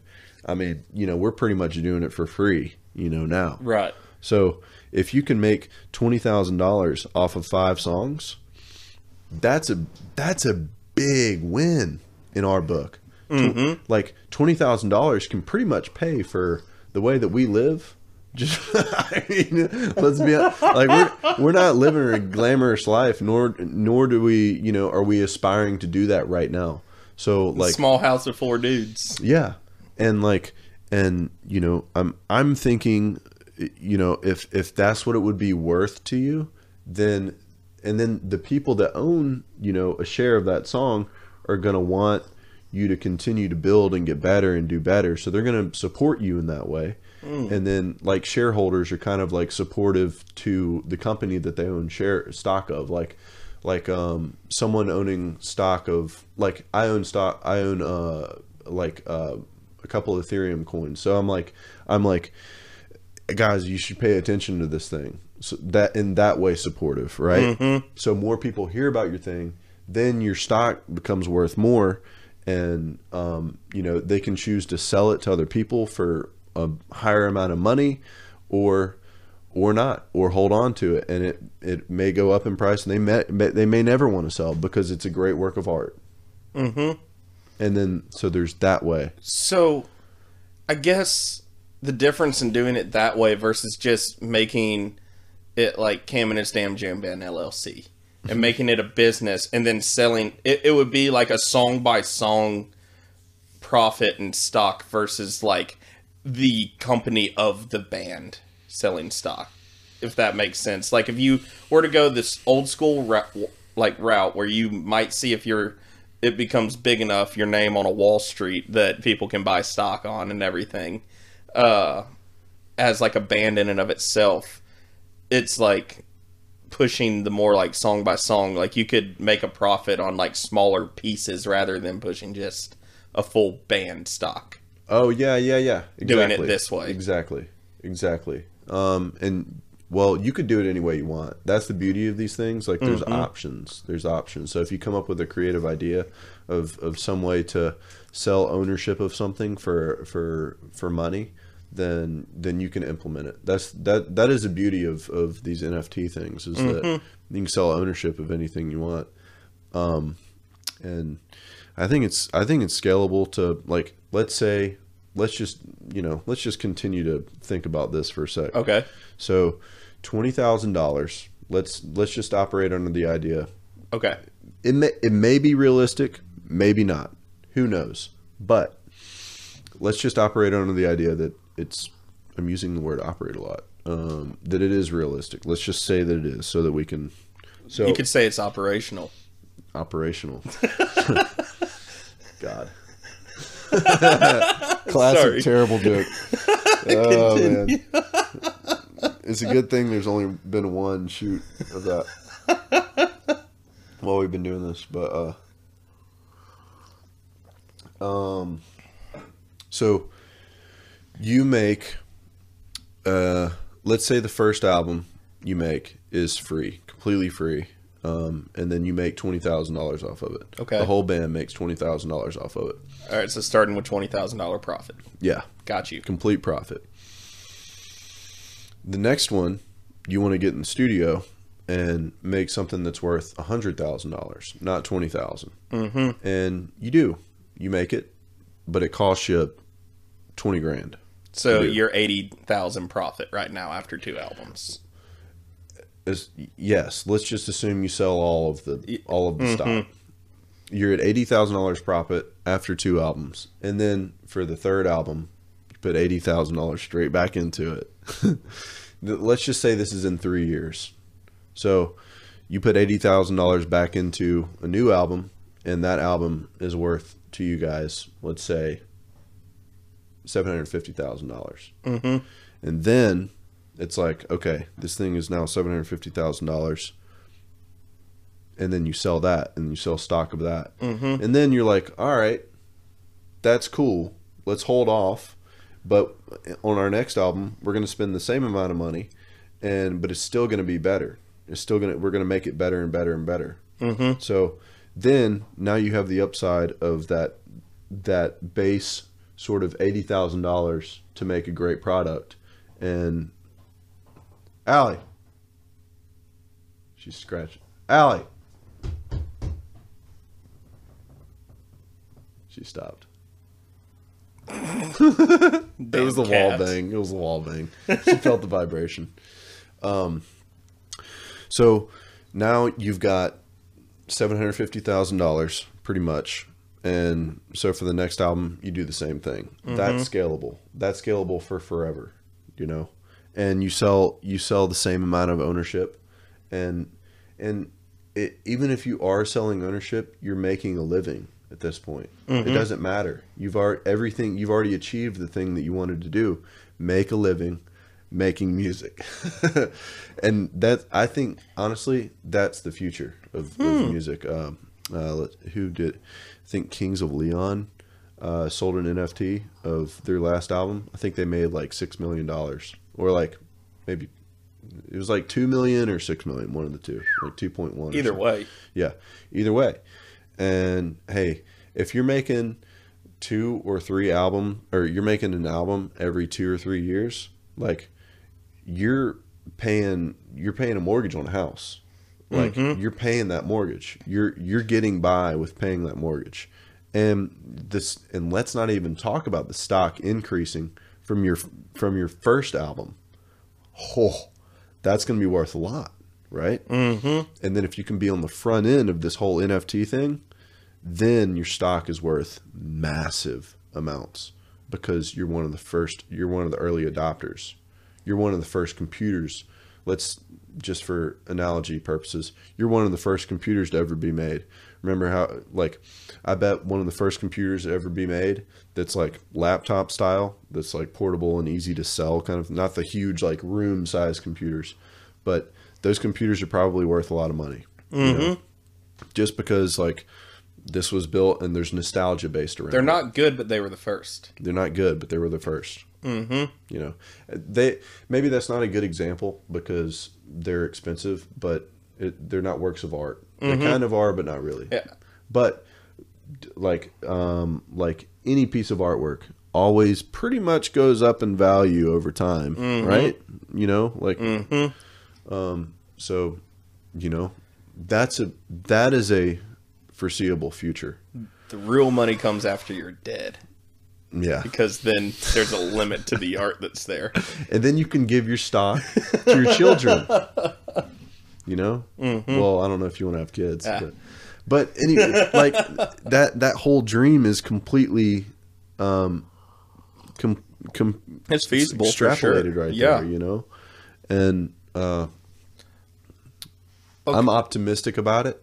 Maybe overly optimistic, but in my opinion, that's the only way to live in this world, is just be optimistic about things. I can't disagree on that at all. Yeah. And I thought of a question that kind of led off of this a little bit on the NFTs, because I have to say I've not dove in enough to be able to speak on them in a wise way whatsoever. Yeah. I would be pulling everything out of my ass. But in this conversation, that'd be nasty. I thought of a question. So in the video world, you have some great creative artists and everything that played in the realm that me and my pop played in, which was the basically under $25,000 video, money-wise. And then there was this gray area between about $25,000 and $75,000. And then you had the big players. Okay. Like, you're going to drop $100,000 on an ad for the M&M candy or something. Is going to drop $100,000 on an ad, you know?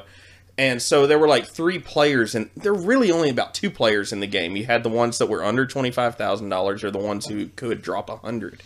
And there was this weird gray area where the companies that couldn't afford to play in the big leagues would play under that 25,000. They're like, all right, so we got a nickel and dime this, like, money matters. And then the companies that could play in those leagues aren't cutting to spend money at someone who's playing in that $50,000 league because they have the money to drop on 100.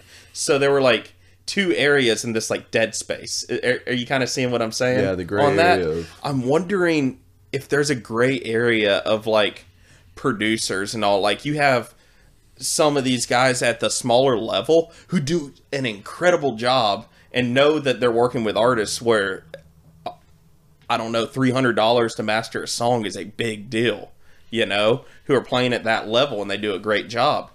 Is there a gap between there of like nothingness and producers at like Muscle Shoals?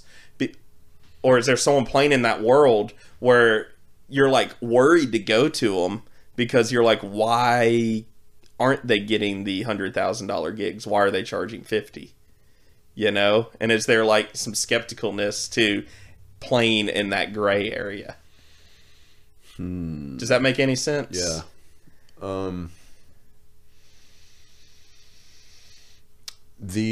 So the producer that, well, the mixing engineer I was talking to in Nashville, he was going to charge me like, I think it was like $500 for mixing Gold Rush. So, no, I don't know how long it would take him. I don't know the hourly wage sort of thing, but I imagine he's probably not spending a whole lot of time on it, you know. He's probably, and he won a Grammy, you know, last year, kind of thing. So this is the only experiential evidence I might have to offer you on this subject, but sure, there's always skepticism, and you can always choose to be skeptic. Like I was, like, when you were talking, I was thinking, like, you know, you know, on Spotify, like the amount of streams that someone has, you know, how much weight do I need to put inside someone's music because they have, you know, this many streams, kind of thing. Like, do people really care? Should I care, kind of thing? It's like sort of like that inside culture, you know, idea of the way that maybe you should care because everyone else cares, but maybe that's not, you know, I mean, like, you know, because some people don't care about that at all, you know, and they love every type of music that, you know, is good music, kind of thing. I don't know, I feel like, does that kind of, yeah. I was just more trying to discover, I don't know, the gray area where does the if it exists anywhere else, right? Well, if it exists inside of that, I like where you went, but like, I don't know. It was a hard question of just like, I'm curious if there even is a dead space in the music world like there is in the video world, because I don't know the producer side as well as I know the video side, because I was basically a producer in the video world, not someone paying to get something produced, you know?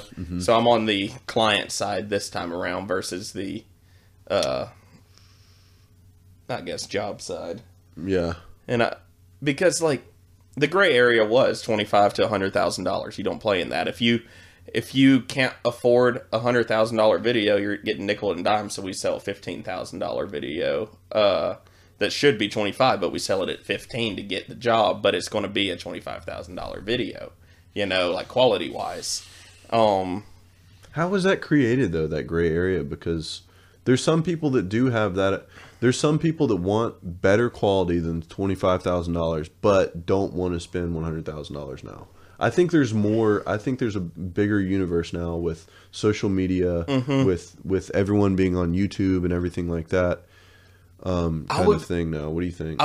I would agree it's breaking down the dead space. Yeah. And putting opportunity in that area to make that kind of money, because I guess what I'm leaning on is more an era where it was you're either paying for an ad agency or you're paying for, I guess, a mom and pop video shop to get this done, a small production company, and there was nothing in between. Making sure that's still rolling. Yeah, we're good. We good. Yeah, we're straight. But that's just, I don't know. I really don't know what I was asking. It was just, talking NFTs reminded me of the whole, like, dead space and money. And I was just more curious your thought on it. But I feel like that model might exist in the world of ad creation for TV. Mm-hmm. And... well, that's what we were doing. It wasn't Hollywood. It was marketing. We're not getting the Coca-Cola contract. We got Yamaha golf carts, you know? Yeah. Yeah. Stuff like that. Everyone needs an ad. You just, what can you afford? Yeah. And, like, that probably existed. I feel like that would probably be there because of the television market. It's probably an old model, and it just takes some time for... well, that model's shifting in a big way. Yeah. News, television in general. Yeah. Dude, have you seen the stats recently of, like, the amount of people that watch, like, primetime CNN versus, like, everything else? No. It's crazy. It was, like, 278,000 people per, like, primetime CNN, like, Don Lemon show versus, like, 11 million people watching Joe Rogan every episode. Dude, that's crazy. I would be curious to know the age range too. Oh yeah, well, I saw the demographics on. Okay, the age range for Joe Rogan would be interesting. That would be interesting. Way more interesting than the media because media, it's like the older it is, the higher it's going to be on that scale. What 25-year-old do you know that has Dish? 60. It's right. We don't have cable. No, we don't care. YouTube. We don't streaming want it. services. We don't want that coming in our head. No. And yeah, YouTube. We know how manufactured all of cable and like Dish TV is. And the demographic for media, for like CNN is it's like 65 and higher. Yeah, that's old. Yeah, that's old. And I told my dad that, and he was like, "What?" You know, I'm like pulling it down because he doesn't watch CNN. He watches like Squawk Box, you know, checking the stock market stuff. Mm-hmm. I think it was actually MSNBC kind of thing for that demographic stat. But there's so many people watching Joe Rogan, man. There's so many people watching that type of media. And, you know, it's a culmination of news, comedy. It's fun. It's also informative. And you learn about, like, how to be a better person, you know? I'll tell you, it's like a full, all-in-one, inclusive journey. Mm-hmm. Yeah. I'll tell you what drives me up a wall, too, on a similar thing is whenever someone in an older generation is just like, oh, they don't make music like they used to. Yeah. And I'm like, you don't know where to find it. You're listening to the radio just like you're watching the news and everything, and you don't understand where to find it.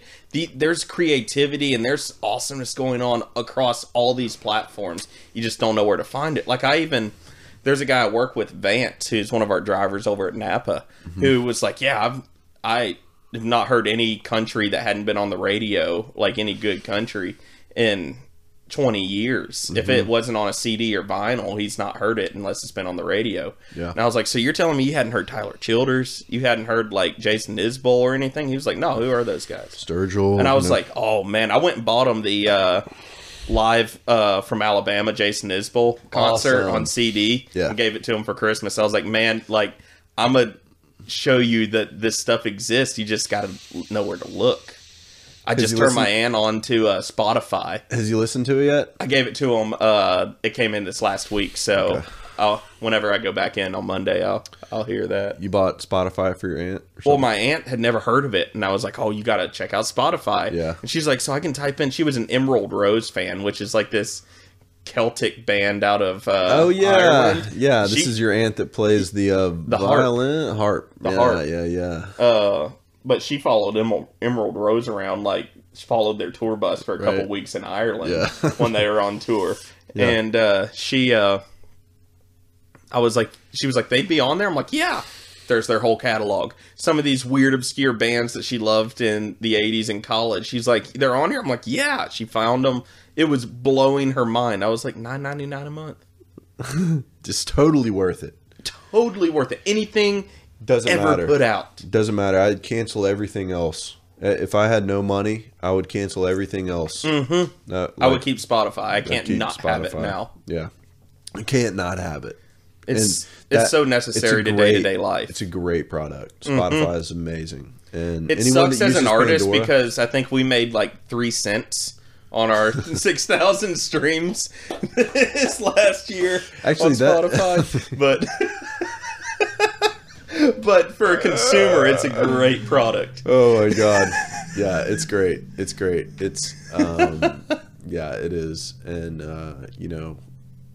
back in the world of making money as an artist, I think that this whole idea of selling ownership and how the startup world uses that's what's gonna happen. It's gonna be that thing, and then we may be able to bring it back to where concerts cost less. Right. Think about some of your favorite artists. It sucks to get a ticket. Like a seat terrible. Where you can actually see the artist. Yeah. Like lawn seats are great. I love the experience. I've seen some of my favorite shows sitting in the lawn, but I'm staring at a jumbotron to see Willie Nelson's face. Right. Yeah. You know, you want to see his impressions, what he's thinking about. Right. You want to see his you want to see him emote. For my birthday, my pop got me and him Joe Bonamassa tickets, 3rd row down in Columbus. And just the difference of standing in the 3rd row of a Joe Bonamassa show with him playing a solo from Me to You versus sitting in the lawn and being like, you see that dot down there? That's John Mayer with Dead & Co. Right. You know? Right. Like, there's a difference. And to be able to afford those tickets again because you're making the money elsewhere, there will be artists that will still be like, you know what? No, I was getting paid $400 a ticket for people to see me. I'm not changing that. There's some selfish, egotistical artists who would do that.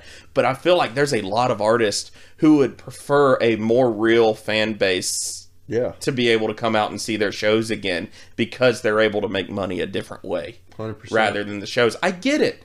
I get that you have to make money with your art and the thing that you do. And that's why some of these ticket prices are so high and all. And that's why it's hard to see some of these shows.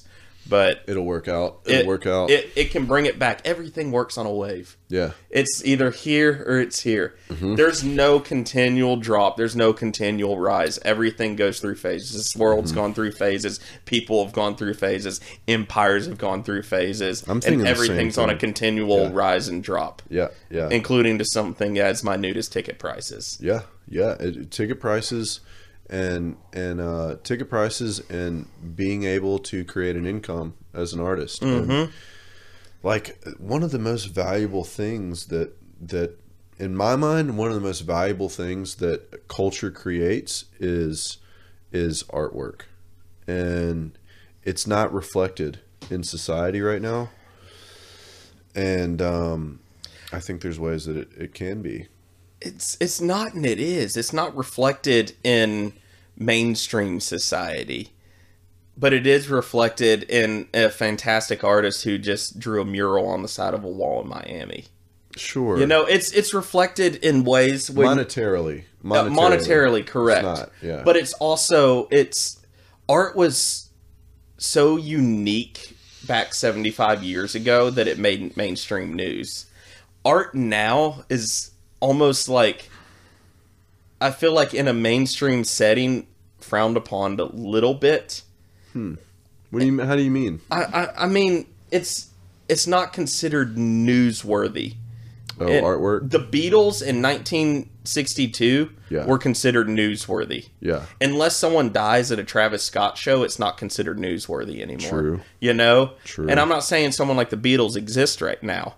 in the music world, and I'm not saying someone like the Beatles don't exist right now in the music world. I'm just saying unless there's a tragedy happening, the art itself isn't mainstream newsworthy like it was when Chuck Berry was playing Johnny Be Good for the first time. That was an explosion. It was an explosion in the 50s and 60s, it was a nuke right there. Going off inside culture. Mm-hmm. That's what was happening. All of a sudden, you had a TV in the South, and you were able to see a jazz show in Chicago while sitting in your living room in England. I'll tell or you, something, man. you know? This is what's going to happen. Like a song can be a nuke for. It's not about shocking the world anymore. The world's already been shocked awake, right? Mm-hmm. It's awake now, but it's not all of its limbs are being used effectively. So like a song might shock a finger of the world, which is a community of 1 million people or something like that. And that community then comes alive, and that finger is useful now. It's functional. And but that's how everything is going to be until we fall asleep again, until the world is back to not having the information load that we have now. Not having the connection we have now. Not having the connection we have now. I mean, like, literal connection to the internet. Right. Like, exactly. How convenient it is. Load. If I wanted to go see Mount Everest right now, it would be calling my bank, buying a plane ticket, and I'm there like this time tomorrow. Yeah. I can go stand at the base of Everest if I wanted to drop that money. Yeah. You know, I could go look at pictures of it. I could go call and Skype somebody sitting in India right now. I could go Skype somebody anywhere I want in this world and have them show me pictures. Like, the connection we have and the availability to go do anything in this world, until that's lost again, I feel like art's not going to shock the world again. It's so easily accessible from anywhere around the world that versus like selling from England to China for the first time and you're hearing a Gookin for the first time. It's mind blowing. I think yeah, I think it's more centralized now. It's more localized, which is man, I mean, yeah, you want to shock the world with a song, right? But like, it's not realistic. But the only reason that it's not realistic is because it's most likely been done before, unless there's something to it that is completely so out of the ballpark of anything that has been possible before. Being Jimi Hendrix today, what would that look like? But it's like, you can be Jimi Hendrix to your community though. And I think there's more power in understanding and believing that than there is in trying to shock the world. And because the world's waking up right now. So everyone's being able to understand themselves more and the world more effectively. And I think like just being a member of your community in a positive way is shocking. You're shocking the world by shocking your community. So you're able to be, everyone's able to sort of I guess wake up in a bit of a way to understand what's going on within themselves and in the outside world by you shocking them awake because of some little thing that you did, whatever that is, whatever the little thing is. That can. I had this guy once in Birmingham. I can't remember his name, but I would go speak at the fraternity about like using your mind to like I would go speak at it's kind of funny. I would go speak at chapter and be like, yo, you can use your mind to, and I would say it this way, I'd be like, you can use your mind to get the hottest girl you want, to also get the best job you want, to make the best grades you want. You can use your mind to get to that point. Whatever you want to do, you can use your mind to get there to some degree. There's this thing called genetics and nature. Like you, sir, short guy, cannot be LeBron James. I'm sorry, But when you deal with that realistic idea of what's possible in the future, you could be the next Elon Musk, just shorter. And but I mean, so I did that, and everyone was just like, what? What are you talking about? Like, that is so crazy. And then I remember that whole community, that like everyone that wasn't following me on social media started following me on social media. And then when I saw them again, they had been watching the videos I was putting out, and they would say, one guy was like, dude, I loved that little piece you did on, like, if you're not being authentic, there's the door. Just the way you said it, man. We just talk about that all the time. I'm like, what?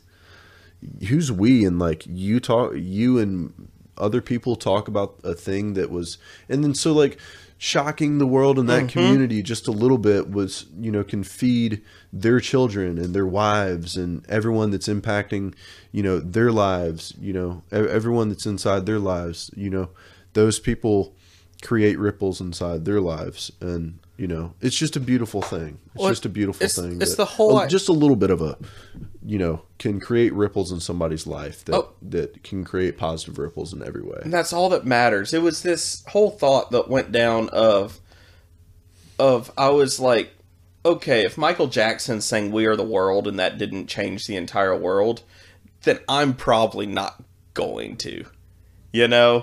But so I went through, I had that whole existential thing where I was like, if a asteroid's hurling towards Earth, there's nothing I can do to change anything. In this whole like grand scheme of things, this galaxy, there's nothing I can do, to change it. And that terrified me. Mm-hmm. And then I got to a place where that went from terrifying to liberating. And I don't say this in a nihilistic kind of way at all. I say this in, here, let me just say it and I'll explain it. It's more of a, I can't fuck up enough to matter in the grand scheme of things. Mm-hmm. And I don't say that. It sounds nihilistic, though. It does, but I mean it in more of a way of whether I decide to go stay in the bubble and play in the system, go get a job, go get a family, live the American dream, and do that. Whether I do that, whether I decide to become a pilot, whether I decide to play music the rest of my life, whether I decide to pursue nothing but living in a cabin in the woods, it's not going to matter in the grand scheme of things. But what matters is the relationships with the people who are close to you and the lives that you touch. Mm-hmm. And that's how I'm like, I'm not saying you can't fuck up enough to matter in a nihilistic way of like, you should just do whatever you want. I'm saying it in a way of you should do what you want, because when you're dead and gone in 150 years, no one's going to remember that anyway. So live your life the way you want to live your life. Go be a musician. Go be an artist. Go. You have such a short time here. Go do what you want to do, because it's not going to matter. If you want to be a stockbroker, you can be the best one on this planet, and you might be written down in a book somewhere, but people will forget about you and your legacy in time. I remember less time than more time or less time depending on who you are, but people will forget about you, and that's okay. So go do you. And it's bound to happen. So, but what is the unspoken truth is that the waves that you have made throughout time, like meeting you, will change the way my kids think. Yeah. And then they will live on, and you won't. There will be no appreciation for, they'll know you, but like they won't know that I'm thinking differently about a thing because you taught me this way of thinking, unless I tell them that sort of thing. And then everyone else, right. That's what matters. So it's not that you can't, because I've heard you say this a few times, this mantra of I can't fuck up enough to matter. It's like you can matter and still fuck up. Yes. You matter and you fuck up. And then that's the human existence. And then, doing something you don't want to do, of course, like having passion, people feed off of passion all of the time. Always. Always do. when you speak with conviction and strength and you know, let's come together and make this world a better place sort of thing. People jump on board of that because I'm feeling it. You know, I'm getting chill bumps. And you can touch people close to you. And for some people, it may be leading the world that is like the meaning to their existence. But for me personally, it's not leading a world. It's not leading a revolution. It's touching the lives and showing love to the people I'm around and the friends that I make and the family that I have. Yeah. And that's enough for me. Yeah. I am very happy with that existence to make some music and spread some love. And the people who I know personally, I want to have just as positive of an influence on them as I can. And that is my entire...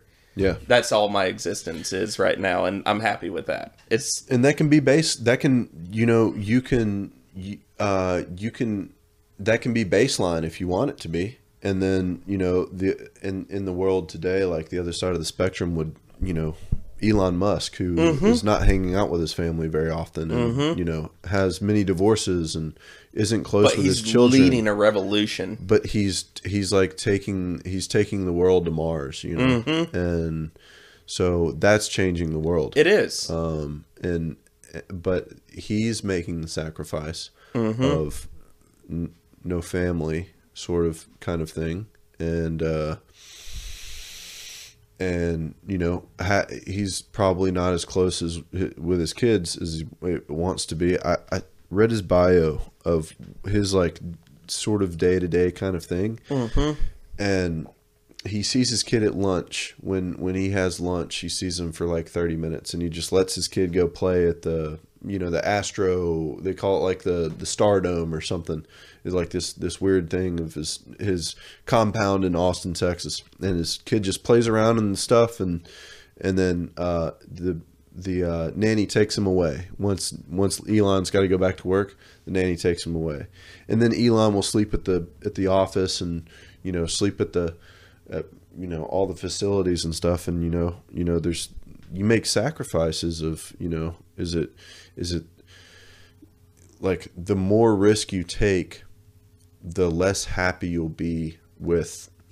It's like the more risk you take with the amount of impact you want to make in the world, the less happy you'll be with your personal life, you know? And like, you know, the less you'll care about the people you're around as much. You'll be more directed towards your vision of what the world should be, which is, you know, I mean, there's trade-offs. You need people like that. You definitely need people like that. I don't want to be that person. I care more about the relationship I have with you and what you think of me than what an outsider who I've never met in my life thinks of me. And the relationship we may have, whether it's through a song or through just seeing my picture on Instagram or whatever it is. I don't care. I care about this relationship. And I struggle. I get, like I said, we need those people in this world, but I can't bring myself to be one of those people. I care too much about personal relationships. Yeah, man. It's hard. Yeah, it's you know, it's too much for most people. That's why most people aren't doing it. You know, and you know, a lot of people are trying to play music too, trying to make music, and you know, so it's all over the board, man. It's all over the board with what people can do in their lives, and you know, yeah. It seems to me that you know, you can choose whatever the fuck you want to do. You know, and life's too short to not do you. Yeah, you matter, and you know, go fuck up. Go fail at shit, and understand yourself in the best way you can, and try and